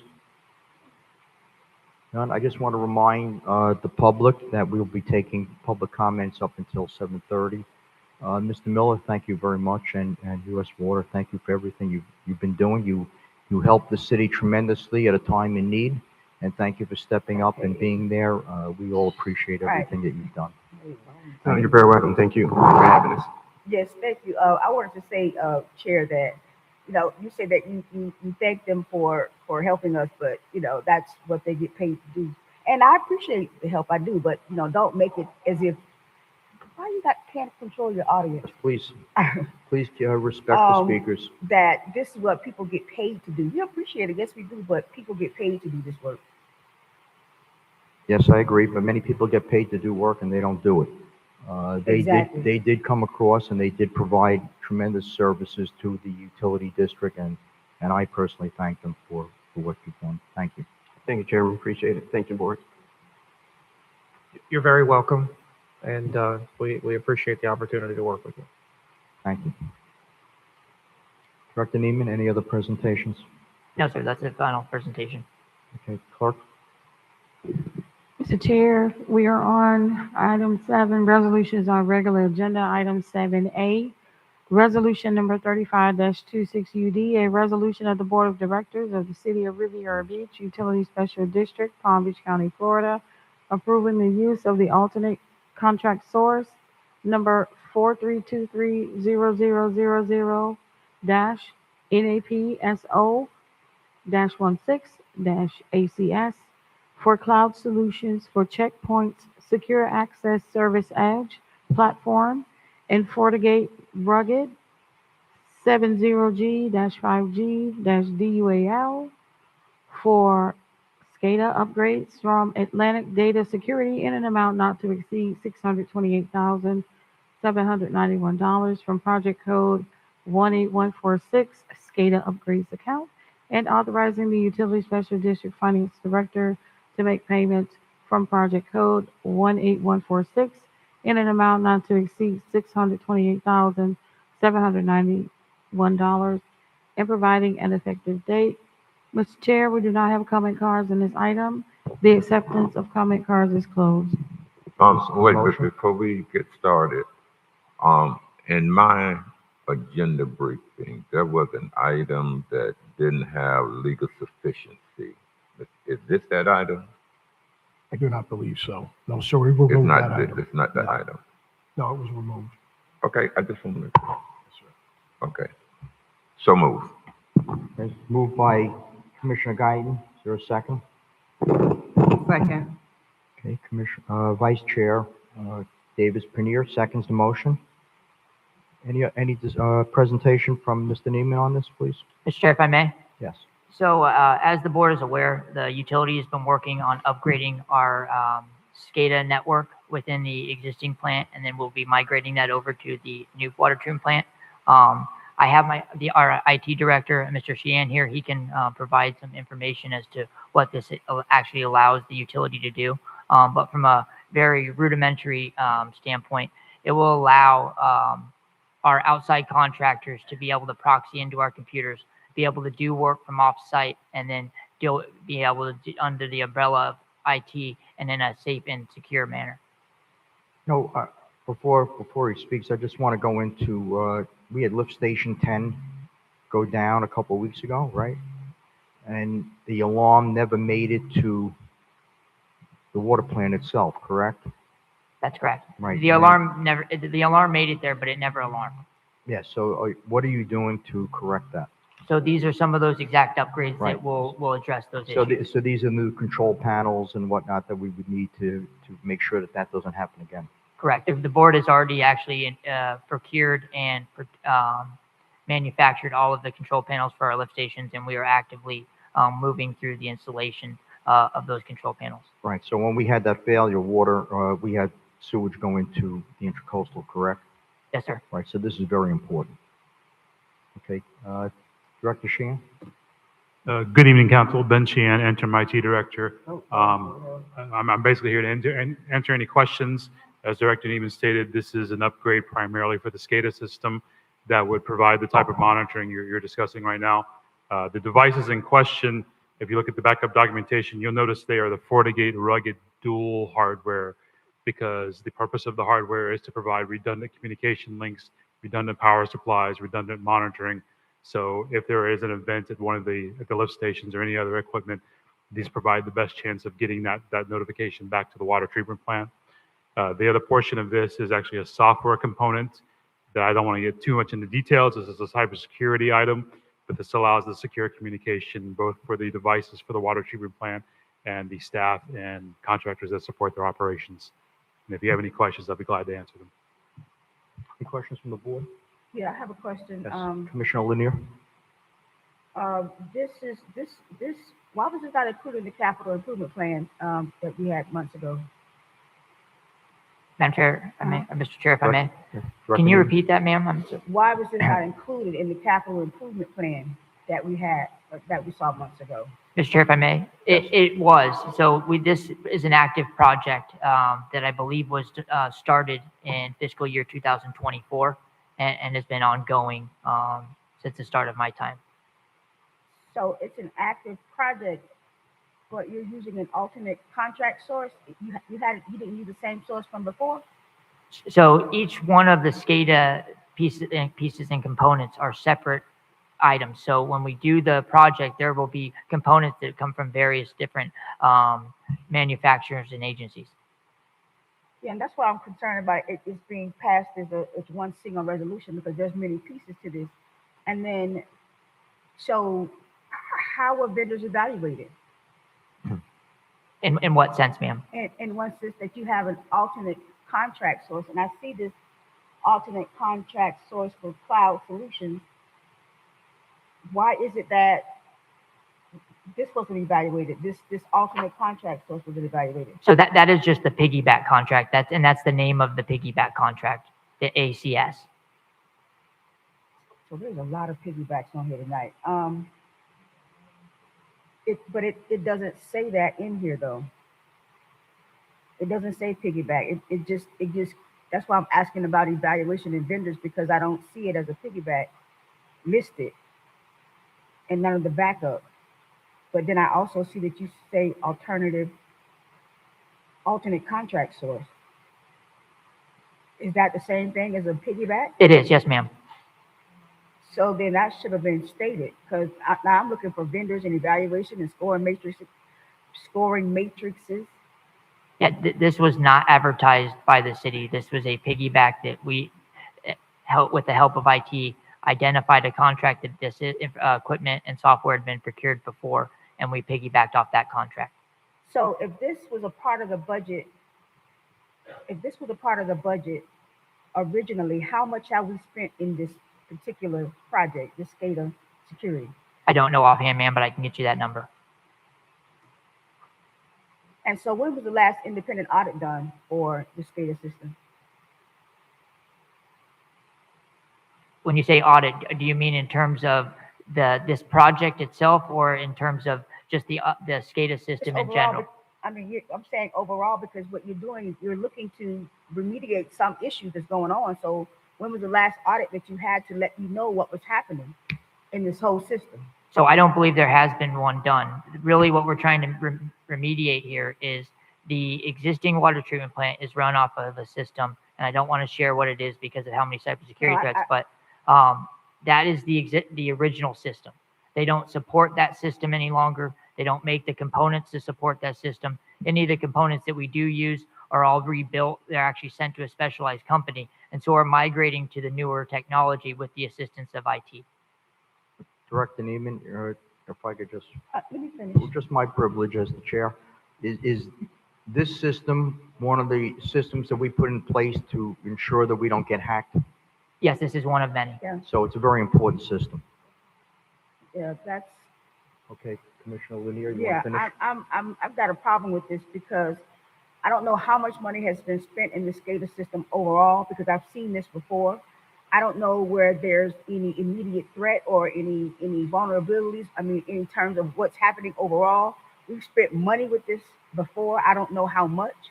And now we're up to another $600,000 for this. And I don't know how much has been spent. I don't know what the audit looks like in terms of what we're going to remediate.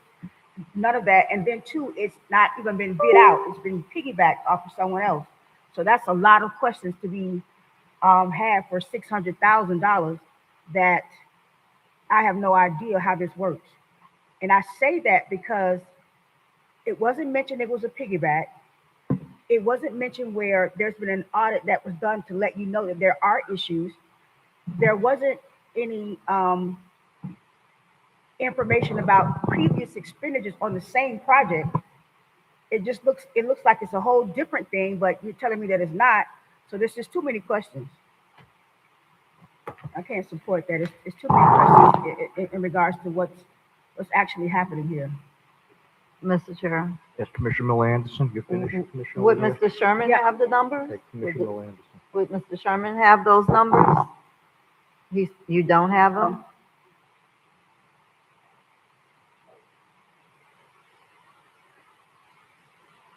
Director Neiman, you can get us those numbers, correct? Absolutely. So Okay, we're can you gonna, get those for us, please, in the next couple of days? Absolutely. Actually, following this meeting, I can go get on my computer and get them. Okay, and I before, mean, we would need to have the numbers before we vote on the item? Yeah, because we need to know how much we've spent on this so far. Go ahead. Go ahead. I don't have them at hand, but I can do the same thing and start looking them up and try to, if you want to table this for right now, put it to the side and go on, I'll try to see if I can get that number for you. Mr. Chair? Commissioner Guyton? Yes. We are in a very volatile time where there are numerous of threats. If we do not have a backup to combat those threats, we should not put this on hold. I mean, the numbers are important. We need to go get them, but we've been through an experience here in this city that cost us a lot of money through somebody hacking us. And it can happen within a brief period of time. And I'm not willing to take that chance unless there's another backup that can deter and deflect any potential hacks that this water system may encounter. I'm not trying to not hold the USD accountable. You must show the numbers, how much we paid, for what, those are legitimate questions. But to say that I'm not going to support it right now because I need to see the numbers, no. Because if we get hacked, it could cost us more to try to get out of that situation than it is to have the protection already in place. Mr. Chair. So wait, I'm not done. So I would be willing to support it tonight and provide the numbers. If there's an issue, the issues can still be dealt with. The audit can still be done.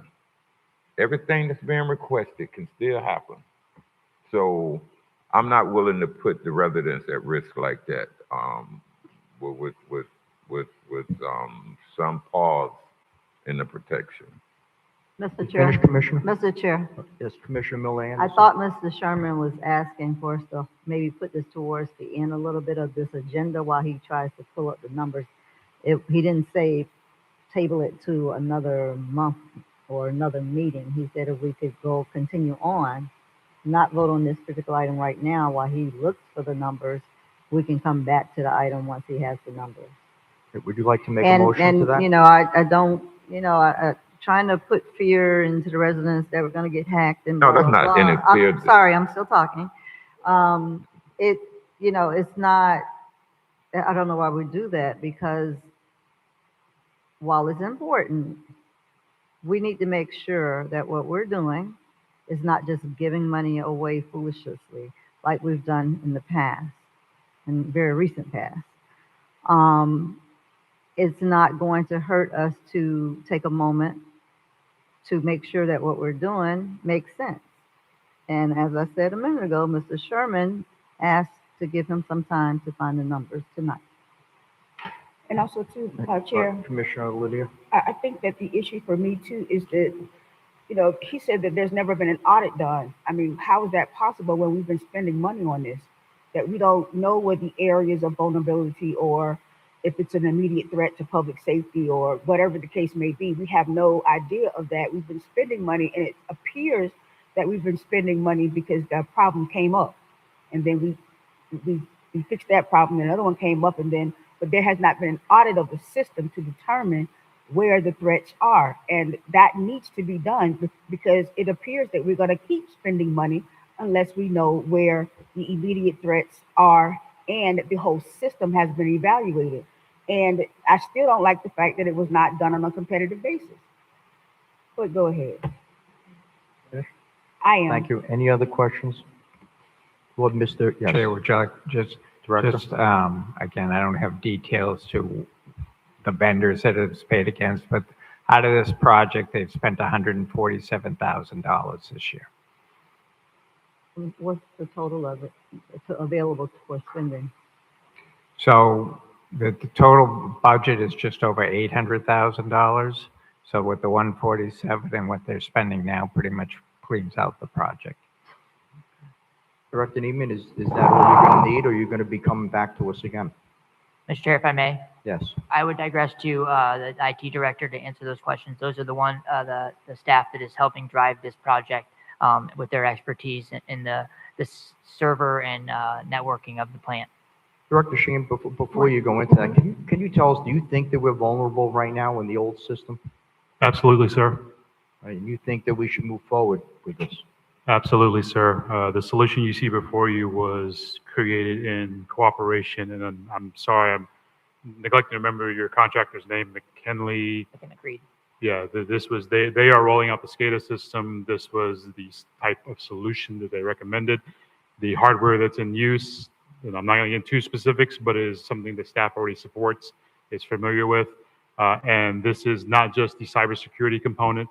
This is also really about 60% about the situation you alluded to earlier, where an alert or an alarm didn't make it to the appropriate person.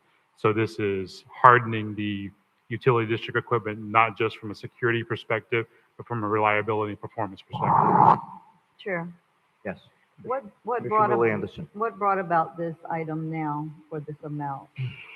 Mr. Chair, if I may. Yes, Director. So originally, this project was started by the past administration as part of their capital improvement project, and capital outlay was SCADA improvements.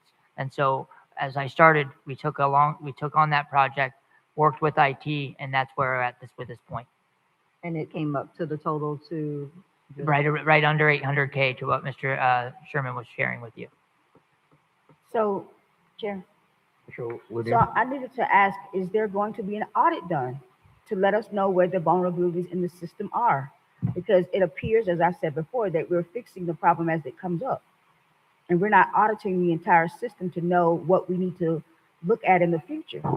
Because that it is an issue. It is something that we need to, I mean, you would think that this would have an audit done and we would know where the vulnerabilities are at all times and not wait until something comes up. So that is something that needs to happen right away. Director Shan, do you do a vulnerability audit on our equipment every year? Audit may not be the right term in this instance, but an evaluation of the existing state of deployment, what was conducted, the current deployment. And again, I don't want to get into details, but as Director Neiman, it is a legacy system, to be polite. The current system was evaluated. The needs for both the current water treatment plant and the planned expansion for the new water treatment plant were brought into place. And the operational needs of both staff and the contractors that support the utility district were brought into consideration when developing the plan. Any other questions from the board? Is there any there's no public comment, right? That's it, we're finished. All right, call the vote. Vice Chair Davis Panier, Yes. Board Member Guyton, Yes. Board Member Lanier. No, Okay. no, Okay. no. Board Member Miller Anderson, No. Chairperson Dr. Spiritus. Yes. The item passes with Board Members Lanier and Miller Anderson dissenting. Okay, And Mr. Chair, We're gonna go to- what maybe you're about to say was. we're going to go to public comment. Okay. Right? So, clerk, public comment cards. I saw you got a number of them. If you could read the rules of decorum into the record, and then I'll start calling the names. We have 8 public comment cards at this time. The acceptance of the cards is closed.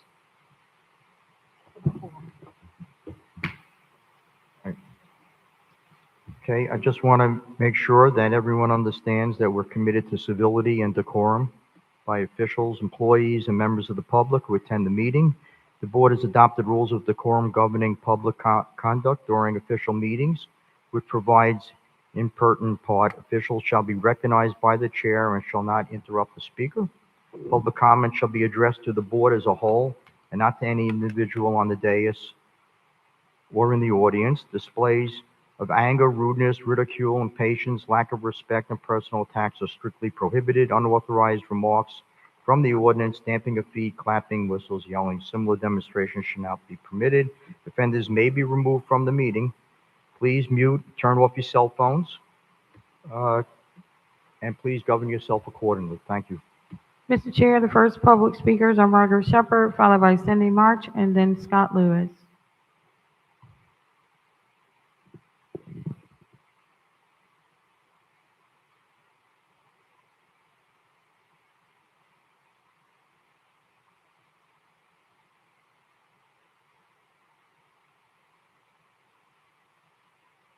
Margaret Shepherd, Riviera Beach. Can I get a clarity, public comments? We could talk about anything. Is that correct? Okay. This past week during the election, I'm grateful that I was working on the team with DeAndre Poole. And the question keeps coming up, and I think I want to answer it. Why don't people come out and vote? Well, they don't come out and vote, I said, because of this over here. You know, this is something that we as people, we the people, have to stop. Our friendship, I have no friendship from this day on. I have made sure that every time someone runs, they come and see me. I don't enlist nobody help, but I make sure that when I'm talking to people, and I was not able to really get out and do a foot call, but I start making calls and I start telling DeAndre, Blair, and then I want to say a few more things. But until we get it right, I don't care who you vote for. My thing is, why don't they get out? You got these two over here. Everything is no, no, no.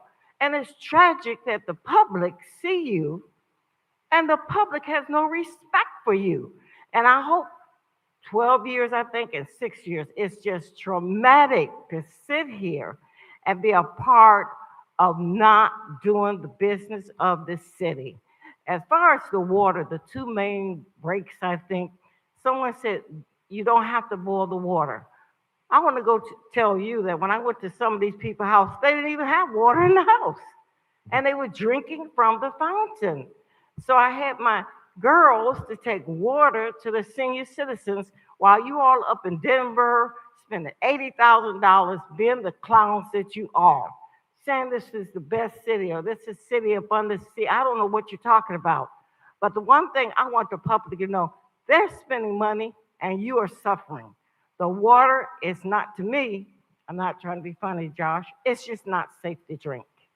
And we have to get this. They promised.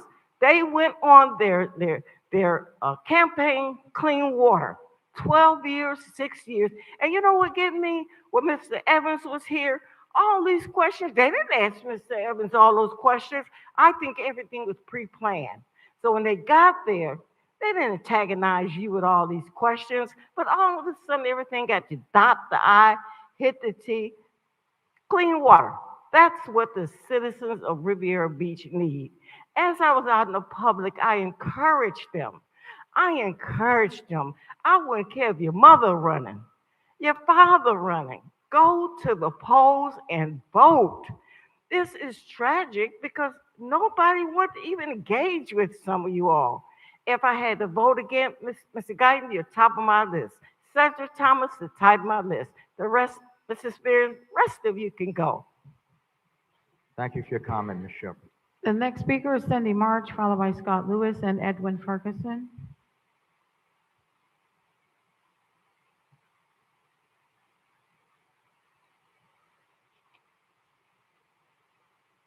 Good evening, Council. This water should be our #1 priority. We shouldn't be up here bickering with one another about the water and pointing fingers at one certain individual. Mr. Josh, I had a lot of employees call me. I don't mean it directly to you, but I just want you all to know, a lot of the employees and the voters, they call me. One called me about a week and a half ago and said, I'm just checking up on you, Miss March. I said, well, I went to another subject. I said, well, how's the water plant going? Is there anything we need to know? They gave you a compliment, Mr. Josh. Keep your head up. We might not want certain people in leadership, but we got to deal with it. You all sat up here. You all elaborate on Bill's age. You had a young man up in here. What happened? We don't have a water plant. Now it's costing us over $400 million. But if you had to listen to Dr. Spiritus years ago, when he first tried to run, we wouldn't be in this predicament. You all heard about the E. coli. You say E. coli went in the water. Mr. Evans said that he didn't know nothing about the fine. How you not know about the fine and you got a finance director? When he write the check, you got to sign the check. So you had to know about it. Guyton, you keep doing what you're doing. No, I didn't support you, but I stand for what's right, and you've been right. They have not asked Mr. Evans all these hypothetical, easy questions that they need to answer. This city is not ran by two people. We have to move this city forward, like you all kept on saying when Evans was here. We must move this city forward. And the only way we're going to move it forward, we're going to have to get along. We're going to disagree sometime. We're going to agree sometime. But you all cannot keep elaborating on the old stuff of business that you all want. Y'all never asked Mr. Evans about a $600,000 generator that he signed his name on. I asked for the public records. I got the paper. Mr. Evans signed it. He didn't come to the board and ask for permission. Now y'all want to question everything? Lanier should be the last person to question anything. How much money she spent on her credit card? How much money you spent All American? What's All American? You know, Kashama, you ought to be shaming yourself. Really, it's time out. It's time for a change, and the only way we're going to change is we go to that ballot box and know who you're voting for. Don't let me tell you who to vote for. Vote your heart and your conscience to move this city forward and make this city what we want it to be. And please, can you all get some water out to our senior citizens? If that's the least you all can do, I greatly appreciate it. Keep your comment. Chair. Yes. I Commissioner Miller Anderson. it doesn't really bother me with people saying what they say, but I thought we said we weren't calling out individual names. Yes, you're correct. Right. Please do not mention I mean, if we're anybody's gonna names say it, directly just to any of the make sure you board. follow up on it, but it doesn't matter to me about what you're saying. Right, thank you. Mr. Chair, the next speaker is Scott Lewis, followed by Edwin Ferguson and Sharice Brown Scott. Scott Lewis, I'm on the audit committee, and today I met with the internal auditor. And we were talking about water and about other things. And I heard a comment earlier about, tell me some ideas. Well, I got a couple that I asked her about, and I'd like you all to be researching this. I don't know what the port pays for water, but they got to be the biggest water user in this entire city. They have to be. When that ship fills up with water before it goes to the Bahamas every other day, I guarantee they're a major water user. FP&L, major water user. Are we charging them full boat for all the water they're using from the city? All right. The second thing I'm wondering about is I see on the budget, and I might not be right, but I think you got a $54 million budget that you're talking about, and I see $1.4 million for staffing. Then I see $8.5 million back to the city administration. Well, you take 8.5 and 1.4, you're at 10 million, and that hasn't put all the other administrative costs that are in this budget. You're over 20% administration. What are you doing? Reduce the administration. And the biggest, fattest pig there is the city. 8.5 million next year. Don't approve that. Don't do it. Make some tough decisions that I hear you all talking about, but I don't see you doing it. Do it. Stand down on this. Another one that bothers me, I see the water meters. To me, all these new projects, the 16 new projects you're approving, I sure hope, because there is no water impact fee that I can find, the county doesn't have one. Every one of those new units, if they aren't paying 100% share of the cost of this $500 million plant, that's unfair to every resident in the city that you represent today. I do not need to pay for 100 people that are going to move next door and pay a portion of their capital expense for a water plant. They need to pay 100%. Every resident here should not be penalized for paying high water rates that are subsidizing new development. Not a penny to subsidize new development. I know that it helps campaign funds, but I care about us paying property taxes and paying water bills. And they're getting out of hand. My electric bill is not as high as my water bill that comes in. I mean, what's wrong with that picture? Get control of the budget. Please do some deep digging and make some hard decisions. Thank you. Thank you for your comment. Privilege of the chair, I just want to mention that this board did approve close to $10,000 hookup fee for water per unit. So that's going to help us substantially with the new water plant. Thank you. Mr. Chair, the next speaker is Edwin Ferguson, followed by Sharice Brown Scott and Kathy Curry. Welcome. Good evening, School Board Member Edwin Ferguson, Mayor, City Council. I'll be brief. I just wanted to invite the city out to my first town hall for this year, Town Hall 27. It's going to be next Thursday on September 3rd here in the Marina. It's co-sponsored by Mayor Lawson. Mayor Lawson, thank you for your support. I think this is our third, if you will, co-town hall.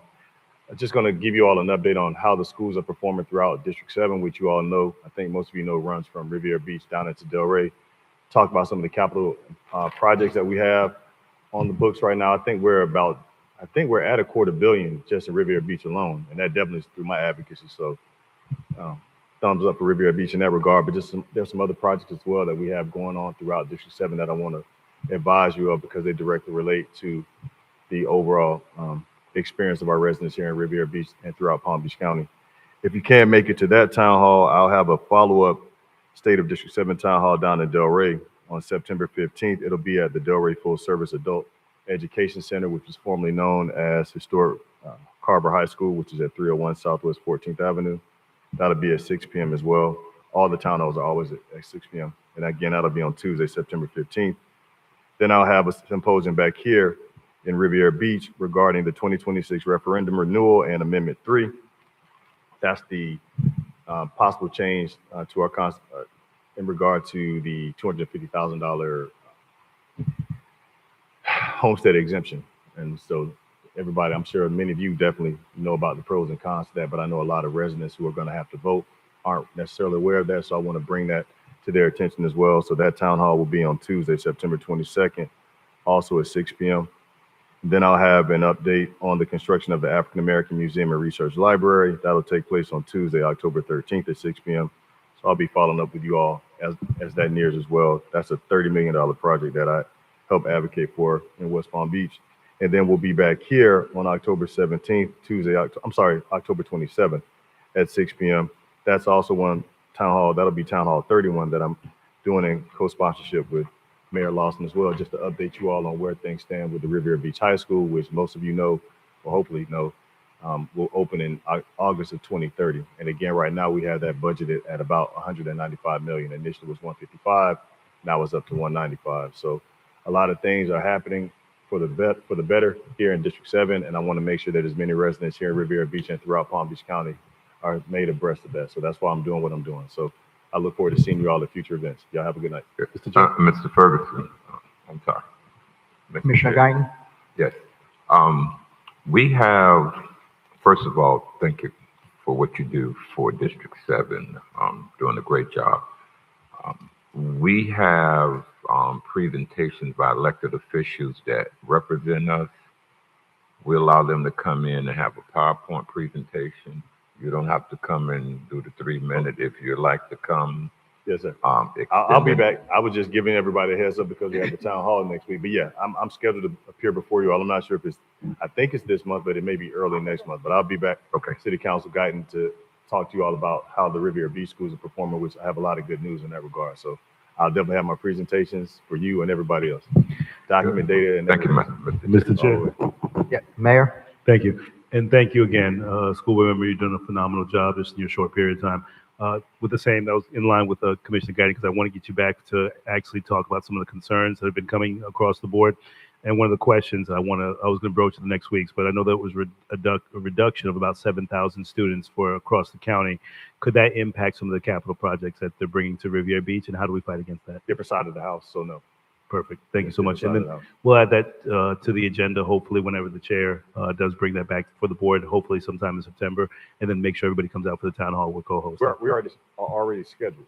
I just didn't take time because I was going to run up on my. Perfect. But Thank you, I'll be sir. back. So Yeah, we'll see you on the agenda, and I'll see you at the town hall. Okay. Thank you. All right. Y'all have a good night. Commissioner Davis, Pannier? Hello, Mr. Ferguson, and thanks for all that you do.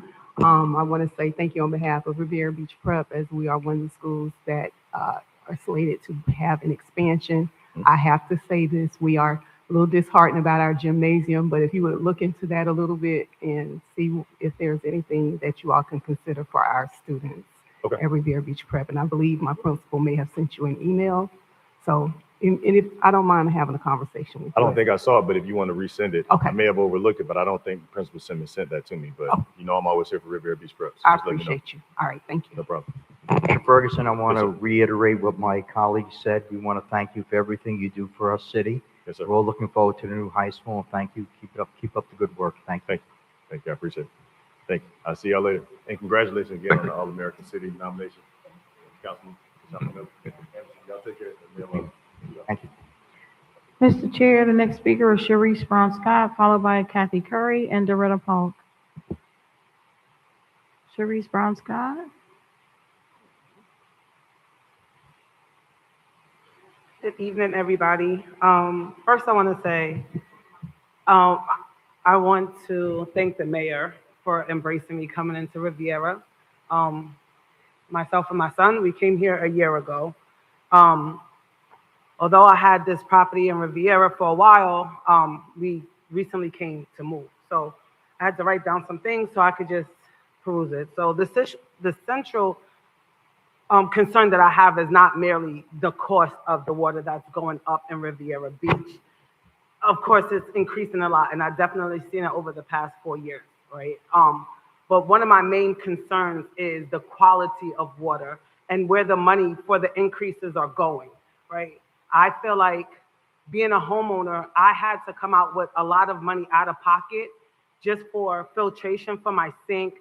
Like I'm filtration for my showers, washing my food, the pipes that has corroded. I didn't know anything. Me coming from Nassau County in New York, they had to like revamp the whole thing in Nassau County. We have like, they had really good water. And so coming down here, I was just thinking like, okay, well, water, we're by the ocean, maybe it'll be better. But it really cost me more because now I guess the iron in my pipes eroded. I had to get a plumber to do that. I have to buy filtration systems. So yeah, of course, we're paying more money, but I just want to know, what are we getting for paying more money every single month? Is it the pay more money and wait and see? Because I see that these are buildings that are coming up. They using all these waters. All of these industrial places are using all of these waters. The residents, I went to a group home, I went to a nursing home, and it's ridiculous that the water, you can smell it and you can see it. It's obvious. I had a water test done at my house twice. One from the county, and they never gave me the results from it. And then one independently, and you don't even want to know what that looks like. My thing is, forget now, I have a son that's here. And the quality of the water that he's even bathing with or getting in his eyes or whatever, how is that going to affect him down the road? Everybody here may have health issues, but it's going to be exasperated because of just regular water that people are using to wash dishes, to wash their fruit. Like, you can't use filtered water for everything. I buy bottled water in my house. That costs me a lot of money. So my water bill is costing me money. I get it. But what are we benefiting from it as the residents here? That's my only question. That's my only concern to the board. Thank you for your comment. I just want to note that I am from Nassau County as well, and I can tell you that we have plenty of problems with our water up in Nassau County. We have oil plumes, we have Kansas, issues in many of the areas in the county. So every community has to deal with the issues with water, and I thank our staff for doing what they're doing. But thank you for your comments. Absolutely. And let me just add too, if I may, very quickly, ma'am. Riviera Beach had a citywide underground infrastructure program, put in all new pipes on the public sector in every district. The last time I was here, no community that I know have ever done that. They normally replace the pipes if they got a pothole or something. We did most of the pipes in our city. Now, there is a pipe that runs from the public pipes to your home too, but a lot of those public pipes have been replaced in Riviera Beach. I sat on this dais when it happened. I know, but we still have a lot of work to do. I'm not saying that we don't have work to do, but I don't want to give the impression that we have not replaced these pipes in 50 or 60 years. That's not the case. We replaced a lot of them in the last 10 years, but there are pipes that run to the home too that homeowners need to understand has an impact on the water that goes into their home. So we just want to give accurate information out there. The city is doing a lot to try to do better, and we have to do better. Thank you, Commissioner Guyton. Mr. Chair, the next speaker is Kathy Curry, followed by Doretta Polk and Dolores Williams.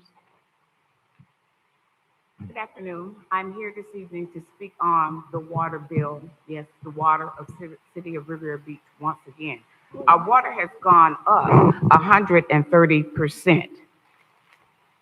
Our water bill is being charged, to my knowledge, fraudulently, because I don't know, when was this voted on? When was this passed? Did you put it out to the patrons of Riviera Beach?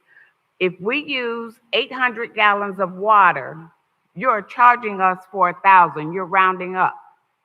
So that is 200 gallons that we're not using that you're charging us for.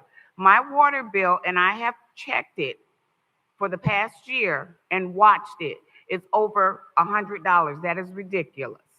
Not to mention that Why am I paying an extra 200 for an extra 200 gallons of water that I'm not using it? That's 2,400 gallons that you are charging me for just in water. 2,400 gallons also that you're charging me for in runoff water. Runoff water is what God puts and it runs off your grass, your ground down into the sewer. We actually don't have anything to do with that. We can't stop that. But my water bill is high. You're charging me for 3 months in a row. Check your water bills. 117, 117, 117. Then you'll take a gap and you'll do 89 or you'll do 125. Then you'll go back and charge another 3 months in a row, 125, 125, 125. I am not using 1,000 gallons of water. When was this put in place that you guys were upcharging us on the water? No one ever told me that. That is fraudulent. I don't use 1,000 gallons. So if we use less than 500, are you not going to charge us for that, or are you just going to stay at 500? I thought the new meters were put there so that you could read them. If that's the case, you wasted money. If you're going to round it up, you wasted the citizens' money putting the meters there. You're not reading them. You're just rounding it up to 1,000. So if you go to 1,500, then you're charging that person for 2,000 gallons of water.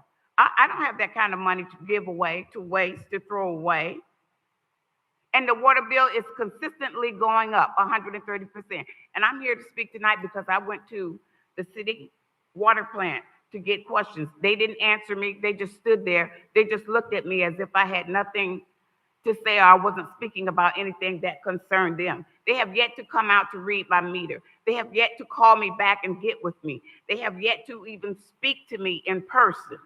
What is going on with our water bill? That's not fair. That's fraudulent. Nobody ever told us that. And I want you to know that I went all the way back to 2022. That has been going on since 2022. Now, unbeknownst to me, I spoke with someone and they said that they were upcharging us on the water bill to pay for the port. Thank you for your That comment. was an agreement Thank that you for you your all comment. put out there and Thank put you. together. Thank That you is so fraud. much. Thank you for your comment. Okay, Mr. Chair. Yes. Commissioner Guyton? Mr. Sherman, is Mr. Sherman over there?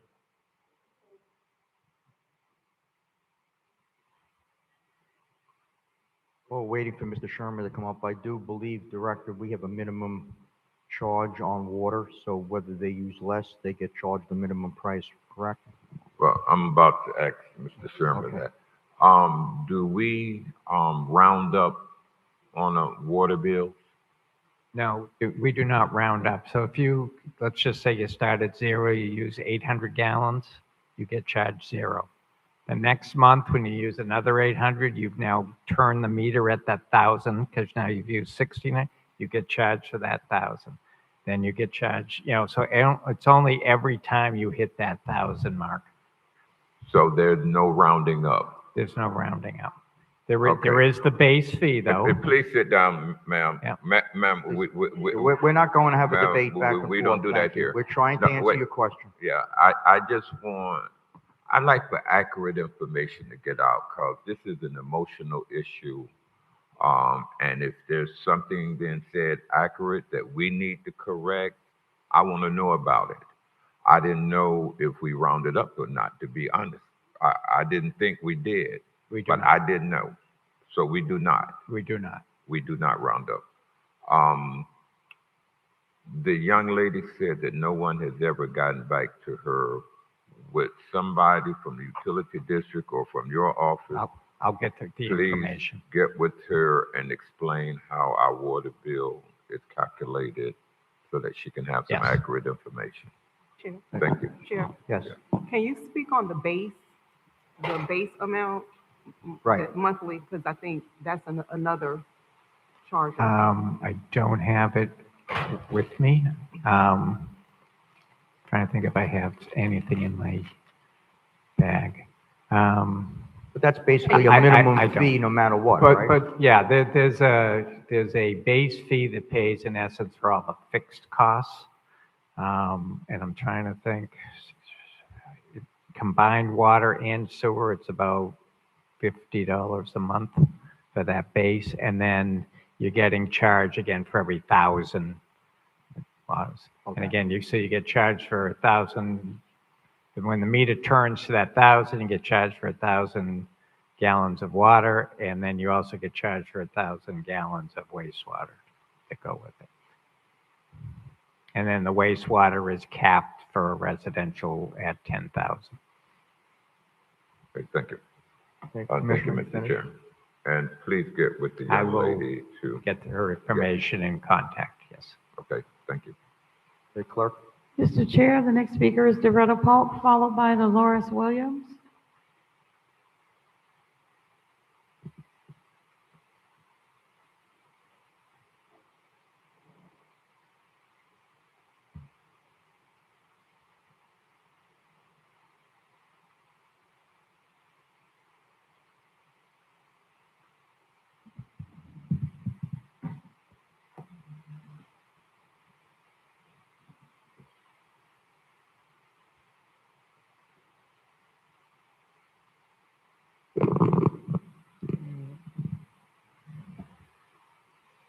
Good evening. My name is Doretta Polk, and I just went to yesterday a absolutely awesome forum. Was titled "Scam Awareness and Artificial Intelligence." It was hosted by the Faith Deliverance Church, and I want to commend a couple of your officers that was there, Officer Hunter, and then there was a Dr. Marshall. And they did an excellent job. And they had also an insurance agent there, which gave us totally a lot of information, and also your officers too, about senior scams. And this was very enlightening. I know we do a lot of having a lot of people, authors and everything, come to the city library under Mr. Brody. And hopefully these officers can come there too. It was a very wonderful, wonderful forum.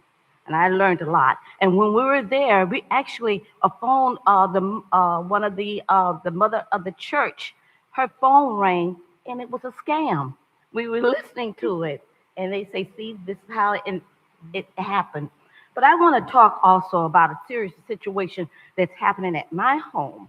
I live 211 West 20th Street in Riviera. Several months ago, I had, they were putting in the pipe on G and 20th, and which has always burst every 6 months, it seems like. But then while they were putting down this pipe, it was like you can hear this boom under my feet, the vibration. I called Mr. Josh Neiman to my home several months ago, and I called Mr.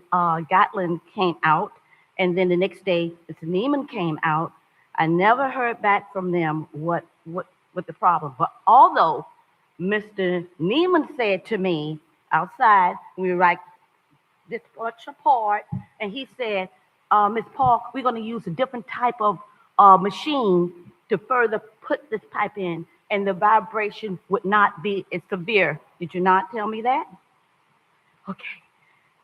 Then I noticed when I was talking, before calling them, I had cracks. I have asphalt. I had cracks, but not as severe as this after this. And I brought it to both of your attention. I didn't hear from you, so then that's when I went to HR. HR said that your report is saying that none of the neighbors, and quote, our team reviewed the product, the details, and found no other damage, complaints, calls, vibrations from any other residents along the product. Thank you. And that is not true, and you know that's not true. Thank you so much, Ms. Polk. You know that's not Thank you for true. your comment. Thank you. So I want, follow up about Thank this. you. Thank you for your comment. And you need Next. to be truthful. Clerk, next, please. The next No speaker is problem. Dolores Williams. Be truthful.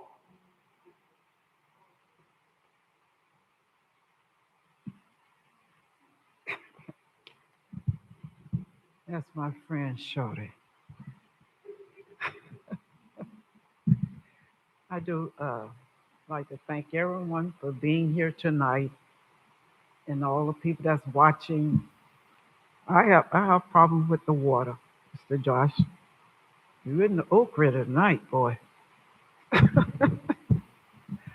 But I just like to say, I appreciate everything everybody say about the water. You have to remember, all this stuff was going on for the past 5 or 6 years. 5 or 6 years, maybe more. And I think what they were talking about, the money, couldn't keep with the money. Then they say some like some machine, $600 some thousand dollars or something to fix something they didn't want to pass it, but they finally had to pass. That was not under Mr. Wilkins or nobody. That was this is past stuff. So if you don't learn from your past to direct your future, you're gonna keep on backing up like the doodle-bug. You be in the ground and you see this little old thing got all the little hole in that doodle-bug. He just back right on up and go down in that hole. Don't help out with nothing, just backing up, backing up, backing up. So if you say you want to do those things that make for peace for the city, I don't think that is going forward. Everybody you get, you want to pick your people, you want to make sure they do this and do that. Go back and look at all the records, all the monies and stuff y'all have voted on and passed it before Mr. Josh got here, before the new councils got here. Remember that now. All the stuff they talking about and trying to bring up, this was before they was on there. So what you got to do is try to clean it up. Just say I got to sweep up what I messed up and start my life all over again. We got to just keep on doing the right thing. Let us not be a yes and a no, but let us try to be the no and the yes to take the city forward and do those things. Mr. Evans, he did what he could do while he was here. So go forward. I think this is Mr. Evans is working in Fort Lauderdale. Well, I'm going to say this, and maybe I might be out of order, but if you feel like the things not be done, I don't see none of you transferring down to the Fort Lauderdale, Mr. Evans. So we just want to do those things here to edify this city, the place to work, play, and live. I don't think so. I have a lot of problems. I know about the water. I go talk to them and try to get it straight. It's a high bill I got too. But I'm not coming up here to help them to put you down that much more.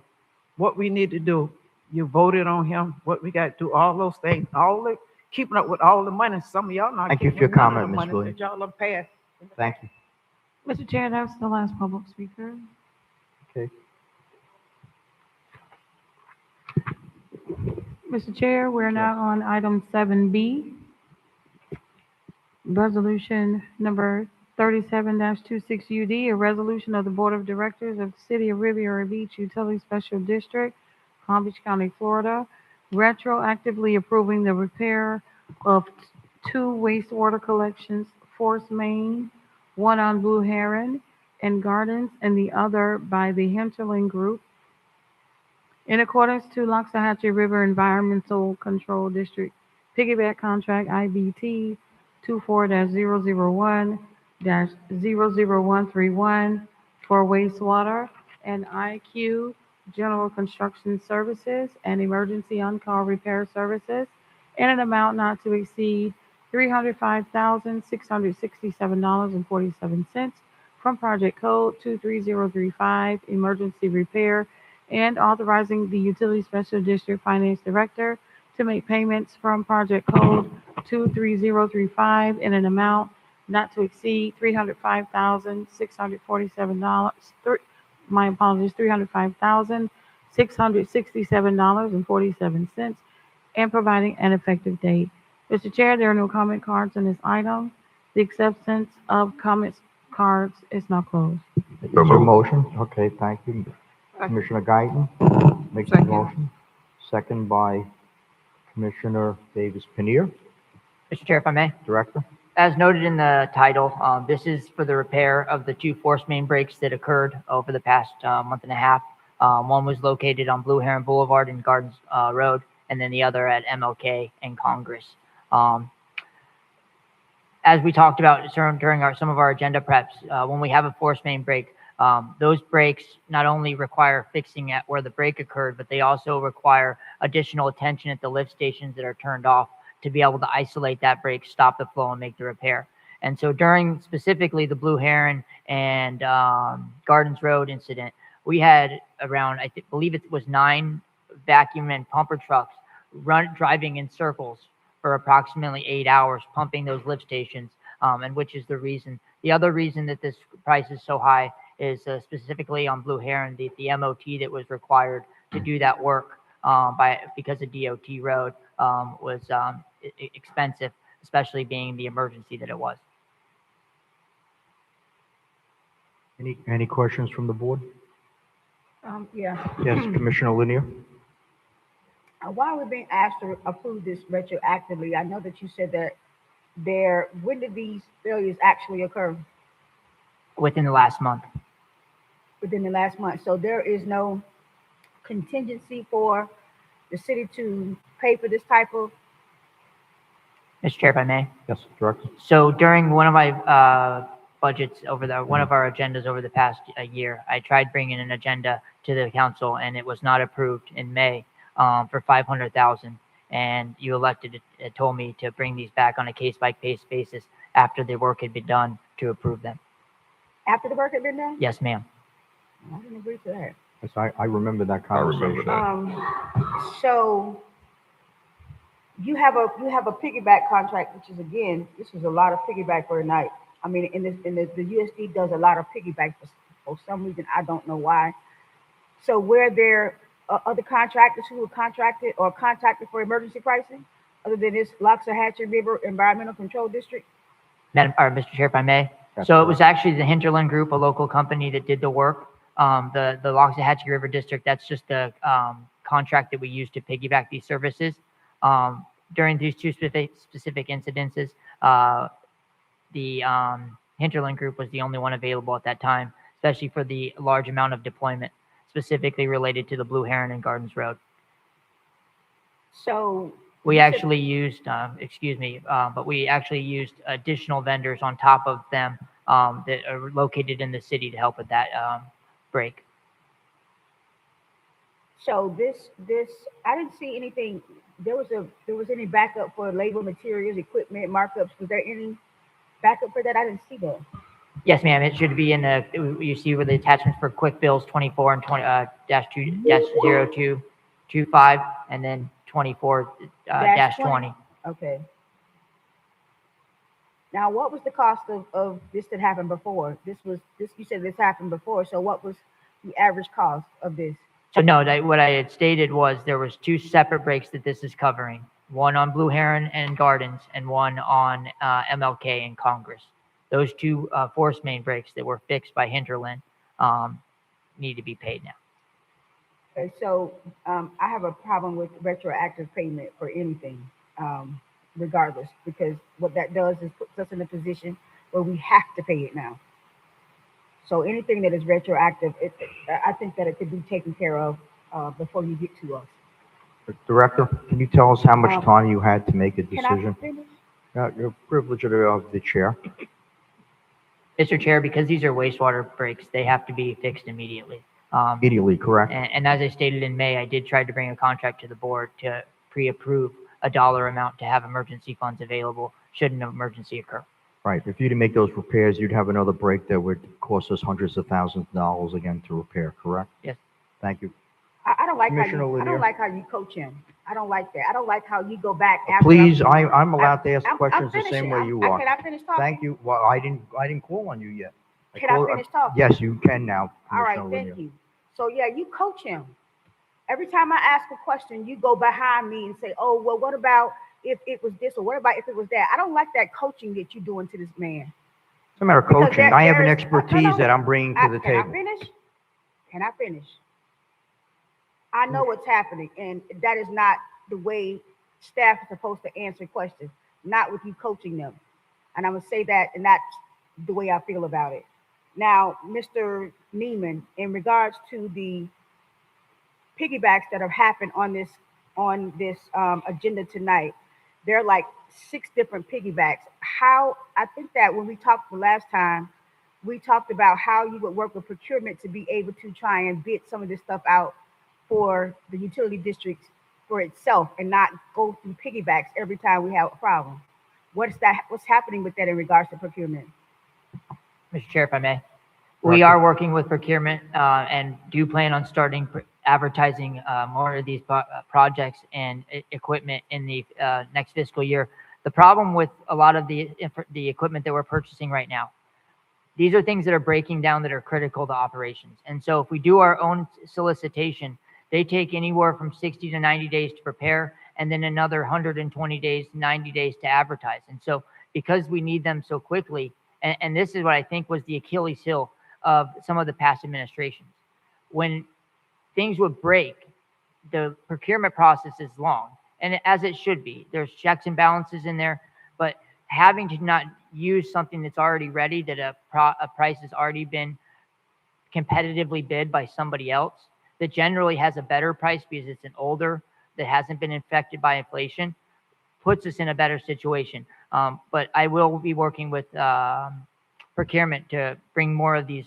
I spoke to my water plant manager today about some of our chemicals for next fiscal year, because we can advertise those ourselves and be able to potentially get better prices. Yeah, because there's a lot of, as I said before, a lot of piggybacks, but also too,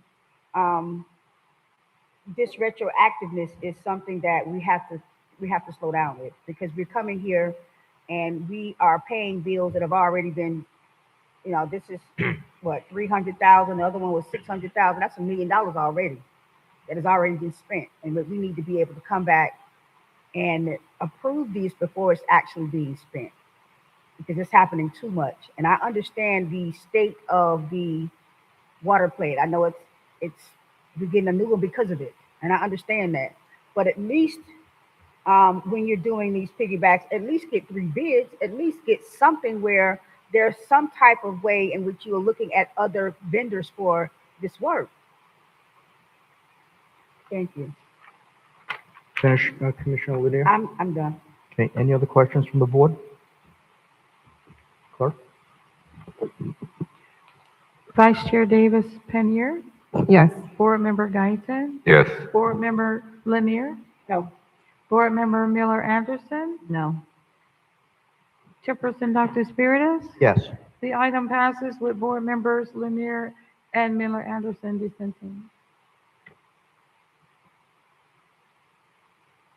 Mr. Chair, we are on item 7C, resolution number 39-26 UD, a resolution of the Board of Directors of the City of Riviera Beach Utility Special District, Palm Beach County, Florida, utilizing the previously adopted piggyback agreement with Murphy Pipeline Contractors, using the City of Clearwater, and approval of a purchase order in the amount of $993,612.15 to Murphy Pipeline Contractors from account number 411-31104-563000 repairs and maintenance account, and authorizing the Utility Special District Finance Director to make payments from account number 411-31104-563000 and an amount not to exceed $993,612.15 and providing an effective date. Mr. Chair, there are no comment cards on this item. The acceptance of cards is closed. So moved. Moved by Commissioner Guyton, Second. second by Commissioner Davis Penier. Director? Mr. Chair, if I will have Mr. Gallant, the Assistant Director, go over this item with you. Mr. Chair, if I may. This item before you is a previously adopted piggyback. This is the 4th and final phase for fiscal year 2026 and part of our force main replacement project. So far, the contractor has done the section from lift station 1A to 22nd and G. They've done the section of lift station 32, which is off of 15th Street. They're currently doing the section on lift station 8, which is off West 30th Street. And this piece here is the section from 22nd and Avenue G to 22nd and Broadway. So this is the 4th and final segment of our planned work for fiscal year 2026. Next year, we'll have other work that will replace the force main all the way to the Intercoastal Waterway in preparation of the new crossing, so we can remediate the line and have a backup for the lift stations in that area. Any questions from the board? Yes. Commissioner Miller Anderson? Me. Commissioner Lanier, did you do last? Yes, the City of Clearwater, this contract was piggybacked again by another city. So does the Clearwater contract permit piggybacking by other municipalities? Yes. They do? Yeah, No. this is the fourth one this will be the fourth one you guys have approved. You've previously approved this From piggyback. Clearwater? Yes. You've approved this 3 times previously in the last 6 months, So why was there no competitive bid then? because you've already adopted the piggyback previously. And so it would be, this piggyback is probably 3 years old, 4 years old. And just like Director Neiman stated, that the pricing that we're getting is significantly lower than we would pay that if we put this out to bid today. If we put this out to bid today, this price would be almost double. I think this is probably a procurement, and you might know as well, a procurement issue. What is the threshold that triggers a competitive bid? Does anybody know that? Ms. Ammon?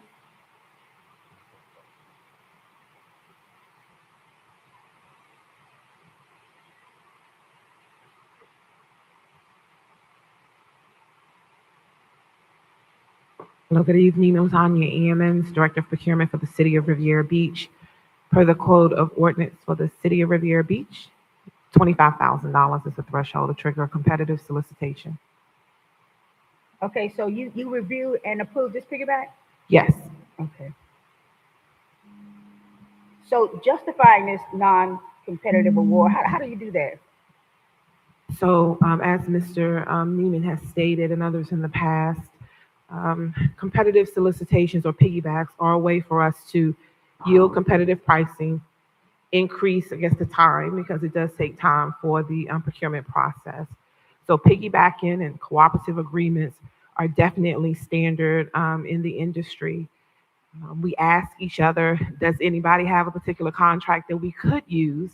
Because we can sometimes get favorable pricing, favorable terms, and it just cuts down as far as staffing and just the quality of work that we can do.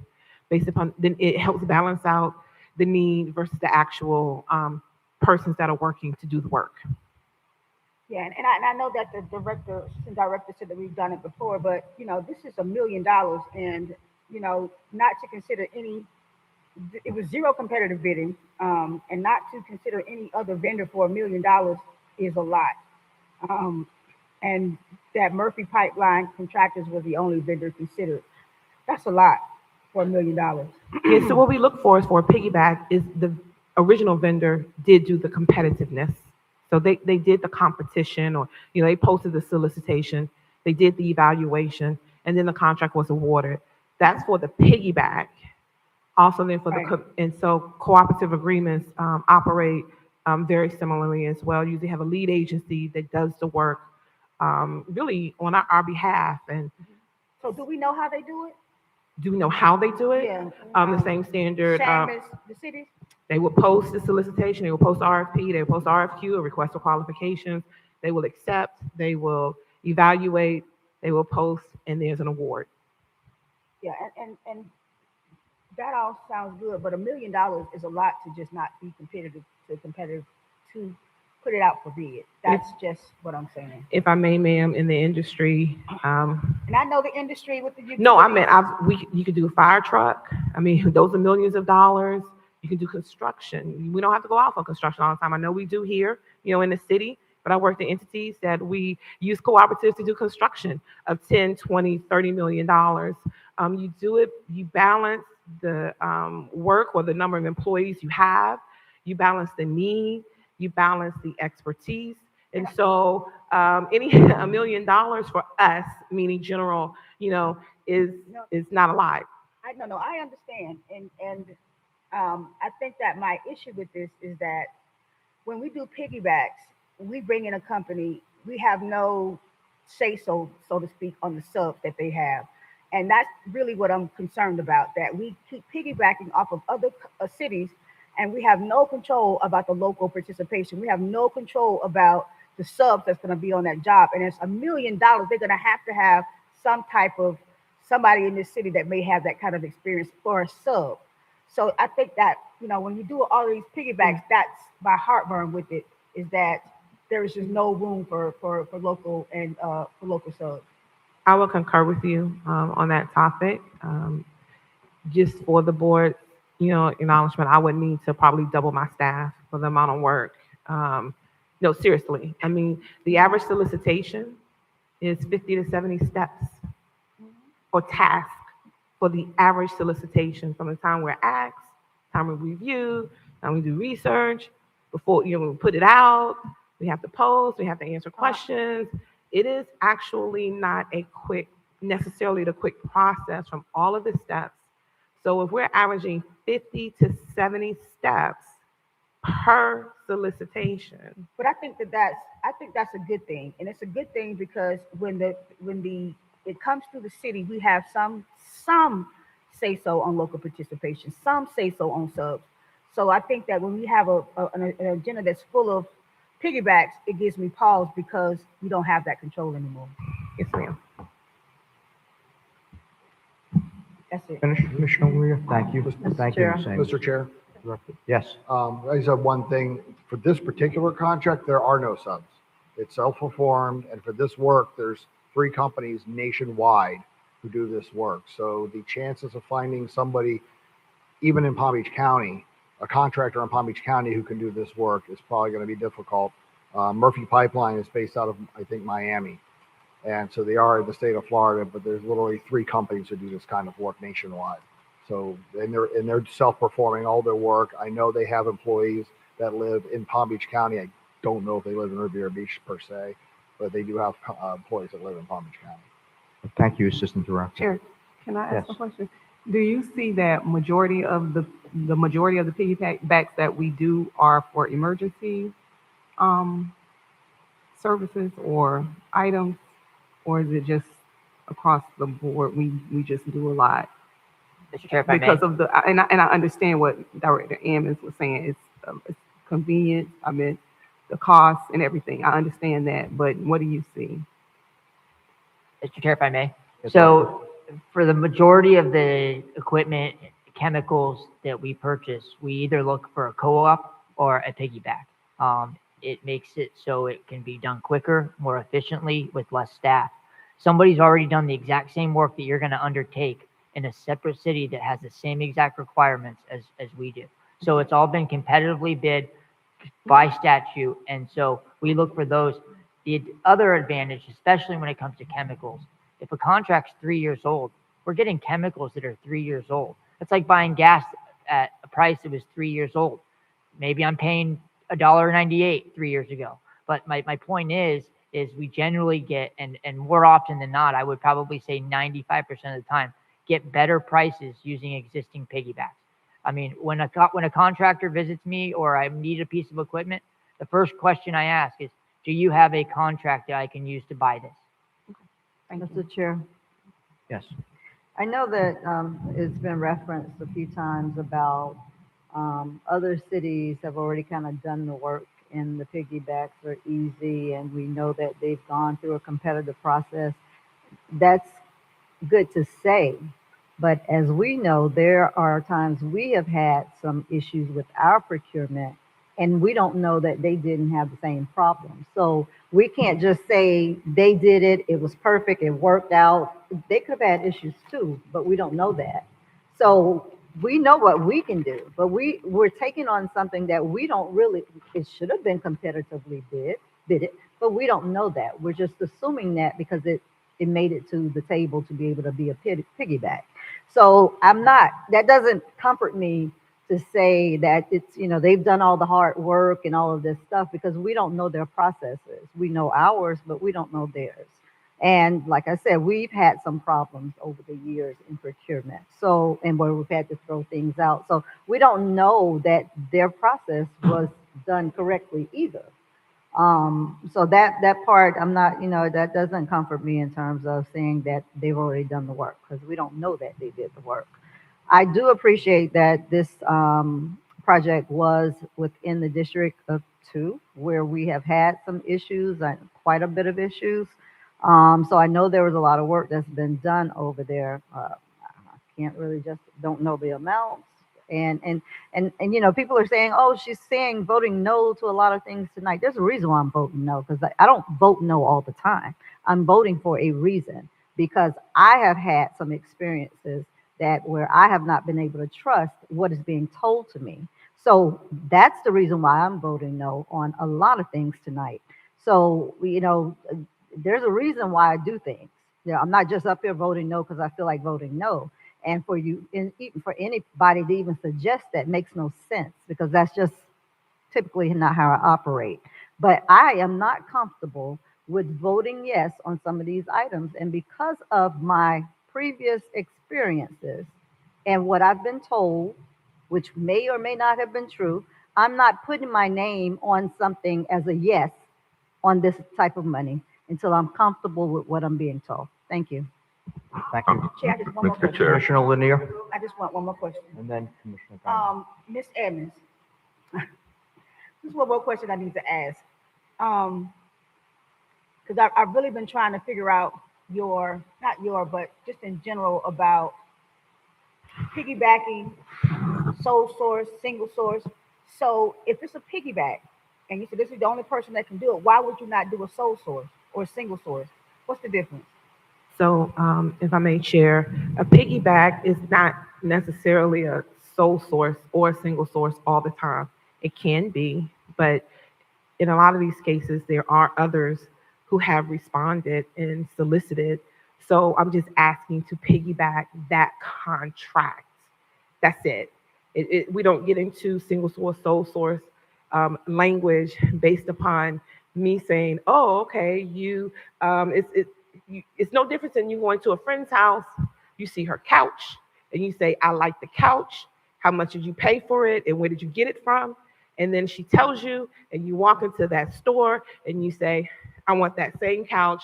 She paid that price, delivered to my house.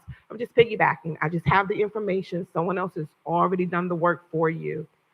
A sole source is when only one person or company says that they can upgrade or certify or do the work. For instance, But let me stop you right there. But because he just said that it was that was the only one that did this work. Didn't you say that? There's like three companies. There were three others. So it's three companies that do the work. Like two or three, Ashland. yeah. I'd have to pull, actually, it's in part of your backup is the bid tabulation for the companies that bid on this particular contract. And there was literally two companies, I think, or three. I don't remember. I'd have to look. I didn't see that. But go ahead, Miss. And so to give everyone just an example of a sole source, if you have a Mercedes and they ask you to only use Mercedes parts, then that is a sole source. It's a guarantee. We have Microsoft as a software, and IT can testify. We can only get the upgrades from Microsoft. That is a sole source. A single source is, there may be others out there, but we would like to only do business with. So sole, only person. Single, I just want to do business with this particular one vendor. Give an example of that. A single source could be in a previous role in like the distribution center. There were two vendors who actually provided, let's say, just the equipment where the not an RV, but a tractor trailer comes up to unload their goods and services. And then you have that lift in the warehouse. And there were two major vendors. And so I questioned and say, why are you always wanting to use that one particular vendor when there's someone else? And they said, oh, because we have all the spare parts. When it breaks, it's been out here for 50 years. There's no sense in going to get and starting to use a new vendor because then I can't maintain it. So that is a single source. We're like, oh, okay. Sometimes there are justifications when you want standardization across an entity. That is a single source. You are admitting there could be others, but I want to maintain consistency. So I just want to go with this single source. We've already been using them for the last 50 years. Let's continue that relationship. Again, every case is different. Every case is not a single or sole. And typically with a sole source, we ask for a letter from the original equipment manufacturer or some proof that no one else can do this. Oh, from the original. Yes, ma'am. All right, very good. Any other questions from the board? Commissioner Guyton, you had a question. Yeah, I just want to say that there's been a lot of discussion about piggybacks. And I have found that that is more commonly used than a lot of people think. And not only more commonly used, it's preferred by some government agencies. That's their preferred method. I work for the county. Oftentimes, piggyback is what we look for. There will be times when mistakes are made, as in the city here in our procurement process. But there are state statutes that must be complied with. You can't go out there and do a competitive bid and you just willy-nilly it. So I'm not concerned about if this one agency may have made a mistake or not. The state statute give guidelines, and if there's a mistake made, oftentimes somebody in the community will catch it. As with the case here, we got reported to the OIG for our fire station on our bid. Nobody ever talks about it. We violated state law. And I'm gonna put it on the screen one night too and show you. There's a lot that was going on that a lot of people didn't know about. But my point is, this is common. We're making a big deal out of something that everyone does.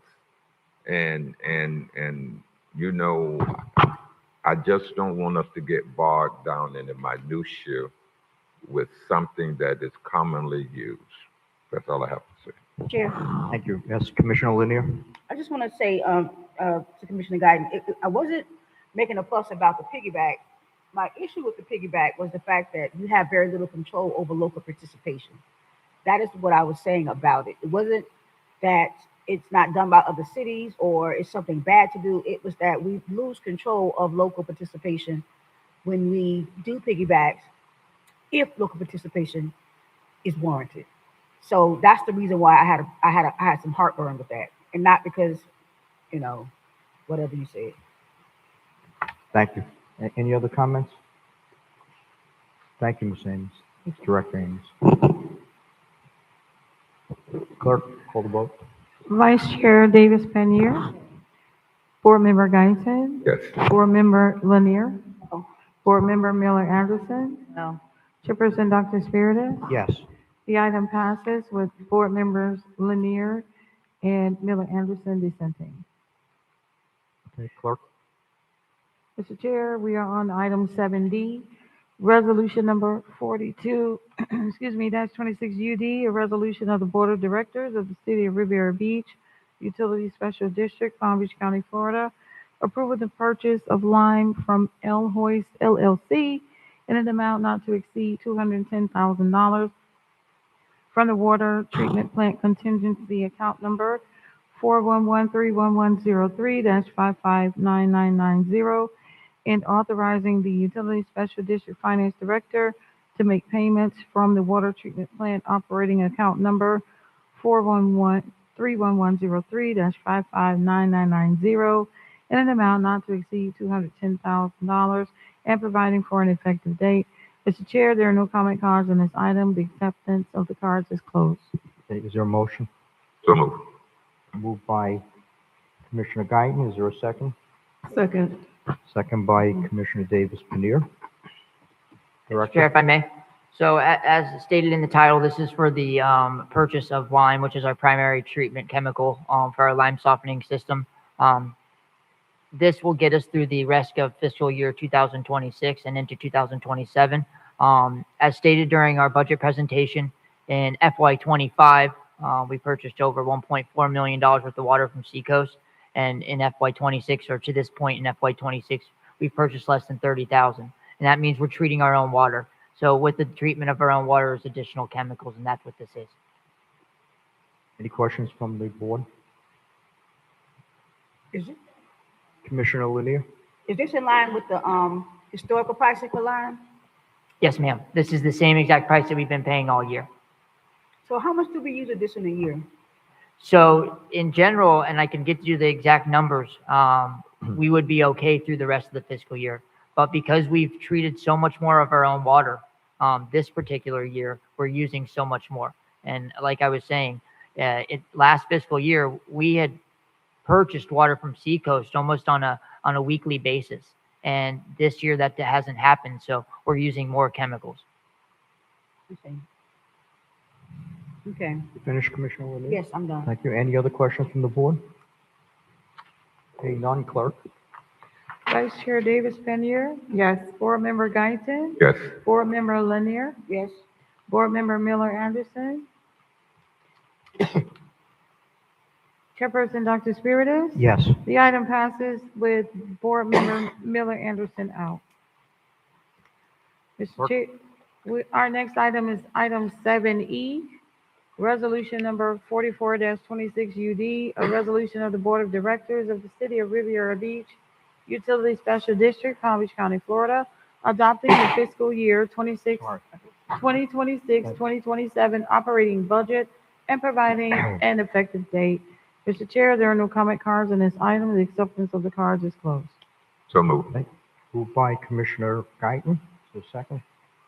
Second. Second by Commissioner Davis Penier. Director? Mr. Chair, at this time, if we have any questions in regards to the presentation I gave earlier, we can bring Mr. Sherman up to the podium in regards to the timing and how this needs to be approved to get through the budgets. So, Chair. So Yes, Commissioner we Lanier. had a budget. We had a budget workshop earlier, and now we're voting on it. I think, Director? Mr. Chair, if I may? Yes. Yes, that is correct. So when did we do workshops and then vote on the budget the same day? Randy Sherman, Finance Director for the district. So remember, this budget hearing was supposed to be last week, and then it was supposed to be Monday, and it got forced into today. So here's the dilemma, and I'll tell you, there is no. So you need to adopt the utility district budget before you adopt the city budget.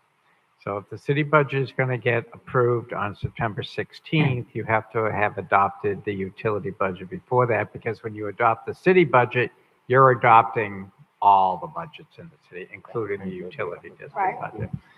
So in the past, when the utility district meeting was the same meeting as the second meeting of the city, you could do them both on the same night, right? So you could take this budget and do it in September. If you want to have the utility district budget and the city budget adopted the same night, we can do that in September, but now you're going to have to change your calendars around and make sure those two meetings occur on the same night.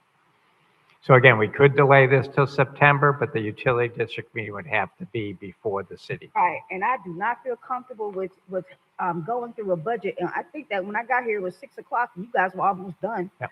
30 minutes on a budget, and then we got to vote for it. I am not comfortable with that. I mean, we're going to have to look at something else, people, because that's just too quick of a turnaround when we just went over 30 minutes of the budget, and then now we're going to vote on it. That is just not good. Yeah, they said that they finished in 30 minutes, and now we got to vote on it. And that's just not a comfort level for me, colleagues, that we're going to have 30 minutes on a budget and then 2 hours later vote on it. That's just, I got problems with that. If you can give me some space, give us some other time that we can do this, because this, that we can't do that in the same day. That's just sure. Commissioner Miller Anderson? I mean, again, I will go back and watch the meeting, but I do not recall hearing that the meeting was changed to 5:30 for that budget. And now you're saying you all finished it within the 30 minutes, and we're supposed to be voting on it now. Makes that's unheard of. It's almost like this budget is being pushed down our throats really quick, like just this whole flow of the budget period trying to limit how much time we spend on it, trying to now rush this one through. I don't know what's going on, but we need to be transparent and not try to snowball this all in one day or two. I don't recall ever having a year of a budget where we don't even have the manager here while we're doing the budget. That's number one. And then now we're rushing through this. Seems very suspect to me. I know I just came from the back, but what are we saying? We don't have any more days to do this? No, again, you could pass the utility budget in September as long as you do it before the city budget gets adopted. And So if you want to have another utility meeting to come back and deal strictly with the budget again, you certainly could do that. Or again, do it on the same night, when you have the second reading of the city budget. Isn't the budget for the, I'm sorry, Chair. Commissioner Lanier? What, the budget for the city is the 16th, right? Don't we have a meeting on the, Your city budget, you have your first public hearing on September 8th, and then the second reading would be scheduled for September 16th. so, why can't we do it on the 2nd? Clark, when is our next UD district meeting? It would be the fourth Wednesday of September. But we can push it to the 2nd. It would be the 23rd. So that's the problem, is that meeting is now, since you moved to the fourth week, it's now coming after. So that's why we had to put it on this one too. But again, you can move the 23rd and marry the two up in the month of September if you'd like. Sure. Mr. Chair. Chair. Miller Anderson? So what Commissioner. did you say about the 8th? It can't be done on the 8th? I think you have a CRA Or- meeting. Oh, no, it wouldn't, it would be talked about at the public hearing, yes. But you're voting, that's just your first vote. It's your second vote that I'm concerned about. So we can talk about the budget on the 8th. You could, Is that the only one? We don't have any more. That's the only one, the last one? that's all we have scheduled at this time. So can we look at having this discussion on the 8th? Along with what else? Just the whole budget? It's all the budgets on the 8th, correct? Okay. Mr. Chair. Commissioner Guyton? The 16th is going to be a bad day. Several of us are going to be in Washington, D.C. But I'm sitting here listening to one of my colleagues looking for another day, who just last week was rushing us to get through all of them in one night. She didn't want them doing them. Miss Miller Anderson didn't want to go home. She wanted to rush them. And then we said, no, we'll do them on another day. No, we can do them tonight. Now she's saying, no, don't rush it. Now let's do them on another night. We have to come together at some point. Commissioner Miller Anderson is the one that didn't want to move it to another day. Now she's the one pushing to move it to another day. I'm not Mr. Chair? understanding. Make it make sense. I'm going to make it make sense. Okay, Chair? wait, Are you- I'm not done. Commissioner Guyton? Yes. I'm not done. But the 16th, it's not a good date. We need to take that off the table. But I don't mind trying to work with them, but don't do it at your convenience. You want to rush it one night, and now the night that you may not come a little late, now you're saying, well, we're going to have to move it now. We have a time frame that we have to do this in. We agreed to be here at 5:30. You can go back and look at the tape. And because it didn't happen on your end, now you're saying that let's hold the whole process up. I don't mind working with them, Chair. but I'm just I got pointing it. out that that's the problem with Okay. me. Commissioner Miller Anderson? So, Mr. Guyton, You're talking about someone who has no problems with meeting on a Saturday, meeting till 1, 2 o'clock in the morning. That's, Not me. I'm Not me. just telling you, if it's trying to get the business done, I don't have a problem with being here. So that has absolutely nothing to do with it. What my suggestion was not having a meeting 4 days in a row if we didn't have to, because the meetings were, you were cutting them down to 9 o'clock, but yet we would spend an hour on one thing. That is what I was saying. We could probably get through more of it within a day and not have to meet 4 days. Well, people drug out the meeting. You didn't get through majority of the budget. So then we are right where we are now. We've never had an issue with trying to get through a budget meeting. That has never been a problem at all. We did not have to have a ton of days to meet either. But it's a problem now because we're being limited to, okay, we can only do, I can only handle 3 departments tonight and then I got to go home. That's new to me. So I have never had a problem with being here when it's time to do the meeting. So me saying now, we need to make sure that we have time to go over the budget. That's because the time was changed and I was not late. I was not aware the meeting changed from 6 o'clock to 5:30. And again, I was on the meeting the entire time the other night. So again, this is not that I was late. I was not aware it changed time. Now, meeting on the 8th, we got to do that anyway. So why do we have to go ahead tonight and vote on this when we're coming back on the 8th anyway? So if there are any other concerns from anyone, we still have the opportunity to do that on the 8th. The 16th is something totally different, but the 8th, it's there already. It's built in already. Why is it that if we need to go ahead and push through and vote on this tonight when we could have that night to do it? There's no issue with that. That's not an extra night that's being added. That's not me wanting to have an extra day. None of that.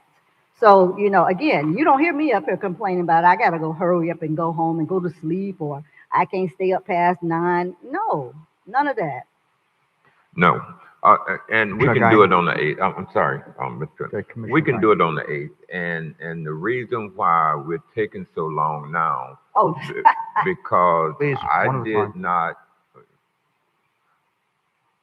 we did not have the questions under the different administration that we're having now. You're right, because That's right. there's Wait, more wait, One at a time, suspicious stuff, respect your more colleague, please. suspicious things Commissioner going Miller on Anderson, please now. respect Be Commissioner very Guyton clear when he as to speaks. why that is the Please case. let one person speak at a time, thank you. Yeah, but you heard what I said. Okay. Commissioner Guyton. Clearly, some people are now finding a lot of things wrong that they didn't. Let's not make a debate out of this. Respect your colleagues, Ms. Miller, please. Let's keep it real and Please, honest. Commissioner Miller Anderson, please, one at a time, thank you. Be very honest about what you're saying, Please. sir.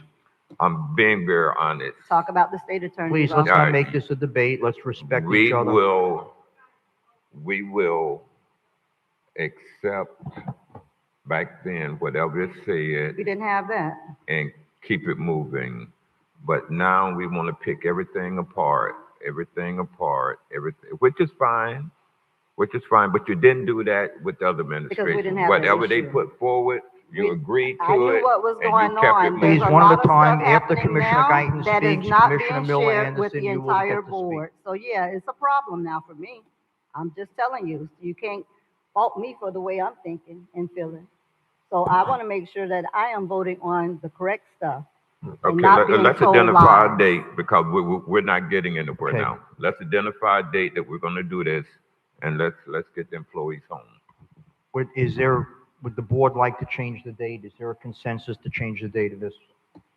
Yeah, I don't mind, but I don't think we're changing the date. I think that the issue for me that I brought up is the fact that we can we have just the pick a budget. date? Can we just pick a date now where everybody has articulated their concerns?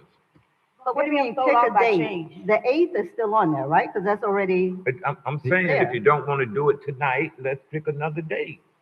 oh. Don't We're keep picking going another back date. and That's what forth. we're He doing said the right now. 8th. Ms. So they Chair, just September remember, the 8th is your public hearing night. So that's when you start taking comments. Then you can talk about the budget after you take your comments. But yes, you could do that. That's even better. But we could approve it on September 8th. Well, no, because the board has to approve it. So September 8th is the city council public hearing. You then have to come back to a utility district Have to be meeting. after the 8th. Correct. But if you're moving off the 16th, I don't know where we're moving that meeting to. Again, you could do the utility and the city that same night. So that- The only one that requires Mr. the Chair. 2 votes is the Hold city on one vote. second, please. So, Commissioner Guyton, you're going to be away on the 16th Yes, I will be away on the 16th. from the, is it the actual 16th or are you going before? I'm the leaving on 16th? the 16th. You're leaving on the 16th, and when do you come back? Yeah, me as well. And I think Councilwoman Lanier that said she's leaving on that day too. Yeah, I When do you return? I don't return until Monday the 21st. I'm thinking, or 20th, the Sunday is 20th. Mr. Sherman, Mr. Sunday, Chair. so the 21st is Monday? Yes. Okay, is Monday okay, the 21st? Because that Mr. gives Chair. us 2 days before the 23rd, correct? Correct. So we would make that date if we did Well, Monday I'm the not sure. If 21st. let me see if I'll be back on that day. Okay, let's just That's check. a holiday. Is that a holiday? Mr. Chair, It is a holiday. I think I hear, that. Was it City Don? attorney. it is. Yes. Oh, Attorney Wynn, ma'am. yes. I have a question, and I think it's for Randy. I want to make sure we do this right. We would, whatever date you choose, the 21st, we have to advertise it, I believe, as a special utility district meeting because it's not your regular meeting. Correct. Also, Mr. Sherman, if they wanted, since they're meeting, the council is meeting on the 8th anyway, could they advertise for a special utility district board meeting to have the presentation, if you're doing the presentation over again, that was missed tonight, and passing the utility district budget, which is what I believe you wanted to do tonight, on the 8th? They could, just remember the public hearing is a time certain, so they'd have to do it before 6 o'clock. So Okay, we so can then meet that's at right. That 5:30. probably, but then you'd have to stop at 6 and then go back to the utility district meeting, just so you know how the logistics work. All right, but it's only one item it'll be a special meeting with only one item on the agenda. 1 or 2. If you're doing the presentation over again, if you're requiring the utility district director to do the presentation over again so that Ms. Miller Anderson and Ms. Lanier can ask any questions they want. Right. Because they missed the presentation tonight. And then the second item would be the adoption, correct, Mr. Sherman? Correct. So that's a possibility, but whatever you do, my point is that you have to advertise it as a special utility district board meeting. Okay, does anyone have a problem with us doing it at 5:30 on the 8th Nope, special meeting? now I know. That's okay with commissioners, all good? All good with Yeah, that? I'm Okay. No, Mr. Chair. Commissioner Miller Anderson. Is there a problem down there? Yes. What's the problem? Please, come on, let's respect What's your each other, problem? please. Because we're agreeing to do it on the time that you suggested. I didn't, sir, I didn't say 5:30. We're talking about the time right now. I said the 8th was fine, but we're talking about time. Okay, so. And Commissioner everyone Anderson- knows that I get off work late on Tuesdays. You may not know that, but everybody on the board who has been here for a while knows that. So that's why I'm saying what I'm saying. Please stop having a comment every time I say something. Wait, Okay, please, one at a time. now, Please- wait. Please ask to be recognized. Thank you. Yeah. Commissioner Guy. Yes, I don't have a comment every time you say, are you getting a little huffy down there now? And anytime. Because of you. Wait, stop. Please, Anytime let's you not go at interrupt each other. me, Please wait to be called on. and anytime you recognized. interrupt me, I don't get huffy. I step back and now you act like you finna chastise me. That's what you tried to That's do not to gonna me. happen now. That's what you tried to do to me. No, I'm not the one. I'm not either, and you already Okay. know that. Well, I'm telling you, This is. Okay, Mr. let's Chair. not go back and forth, Mr. please. Chair? Hey, you know what? Let's just vote tonight on it. Let's Mr. vote on the Chair. budget You want tonight. to vote tonight on it? Yes, You want to vote tonight on it? yes. Okay, the Do what y'all majority of the do board gotta wants do. to You're vote free to tonight. do it then, whatever. Thank you. That's on you. Clerk, please call the They vote. say they voting on it. We're going to call the vote right now. We voting on what? We're voting The on the budget. right now. Please The call. budget? Yes. Please Vice Chair Davis call the vote. Pannier, Yes. Board Member Guyton, Yes. Board Member Lanier, No, I thought we were gonna wait. Board Member Miller Anderson, No. Chairperson Dr. Spiritus. Yes. The item passes with Board Members Lanier and Miller Anderson dissenting. Okay. So that's Problem how y'all, solved. You. that's how y'all do business. Problem solved. Thank you. Please wait to be recognized. Can I be Okay. recognized, Madam, Commissioner Chair? Lanier? I turned around and coughed one time and now you guys have approved the budget. I thought that we were gonna do it on the 8th. Or the majority of the board decided to do it tonight. Okay, All right, so where are we? okay, thank you, What's that? Director, we appreciate it. Commissioner Davis Pierre, you had something you wanted to say? Okay, City Manager, you understand the directives and you work together. So this is a different situation where the city does the administration and the executive director does the operations on a day-to-day basis. You both understand the requests that were made by the council tonight for information. You'll make sure that that gets done. And there are other directives, I believe, concerning some of the speakers. You want to speak on any of these items, Director, the questions that came up during public comment? Mr. Chair, I do plan on getting with Ms. Curry to identify the issues that you're speaking to, and then the name of the resident that spoke before her. I'll get with the city, Ms. Hall, and find out her name and get with her as well. In regards to Mrs. Polk's driveway, I did write a report that stated that we didn't have any other additional issues within the area. We do believe that she was feeling vibrations within the area, but we strongly attribute that to the work happening right behind here.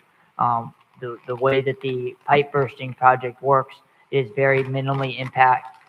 They dig a small trench about every, I think it's about 250 yards, maybe less, depending on where they line up. And then they put a piece of pipe inside a pipe and they pull it back through. So it basically reams the other pipe and makes it larger, installing a new one. So it's very minimally impact. It does have some impacts because it's, new construction. But being that we did not believe that those incidences happened because of the project. We had multiple other residents on that same street that didn't have any of the same occurring issues that she did. And pipe bursting does save us a substantial amount of money, right? Please do not call out. Please do not call out. We'll ask you for you to be removed. Please do not call out. We'll have to have you removed if you do that again. Thank you. Please do not call out. Please keep it quiet. Thank you. Please let the meeting proceed. Director, anything else?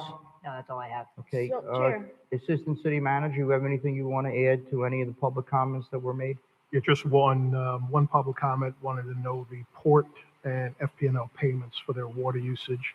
I'll get that data and have it back to you folks for the next meeting. Okay, and thank you. Any other comments? Chair. Executive Director, any comments? No, sir. No more, City Manager, any No, comments sir. you want to make tonight?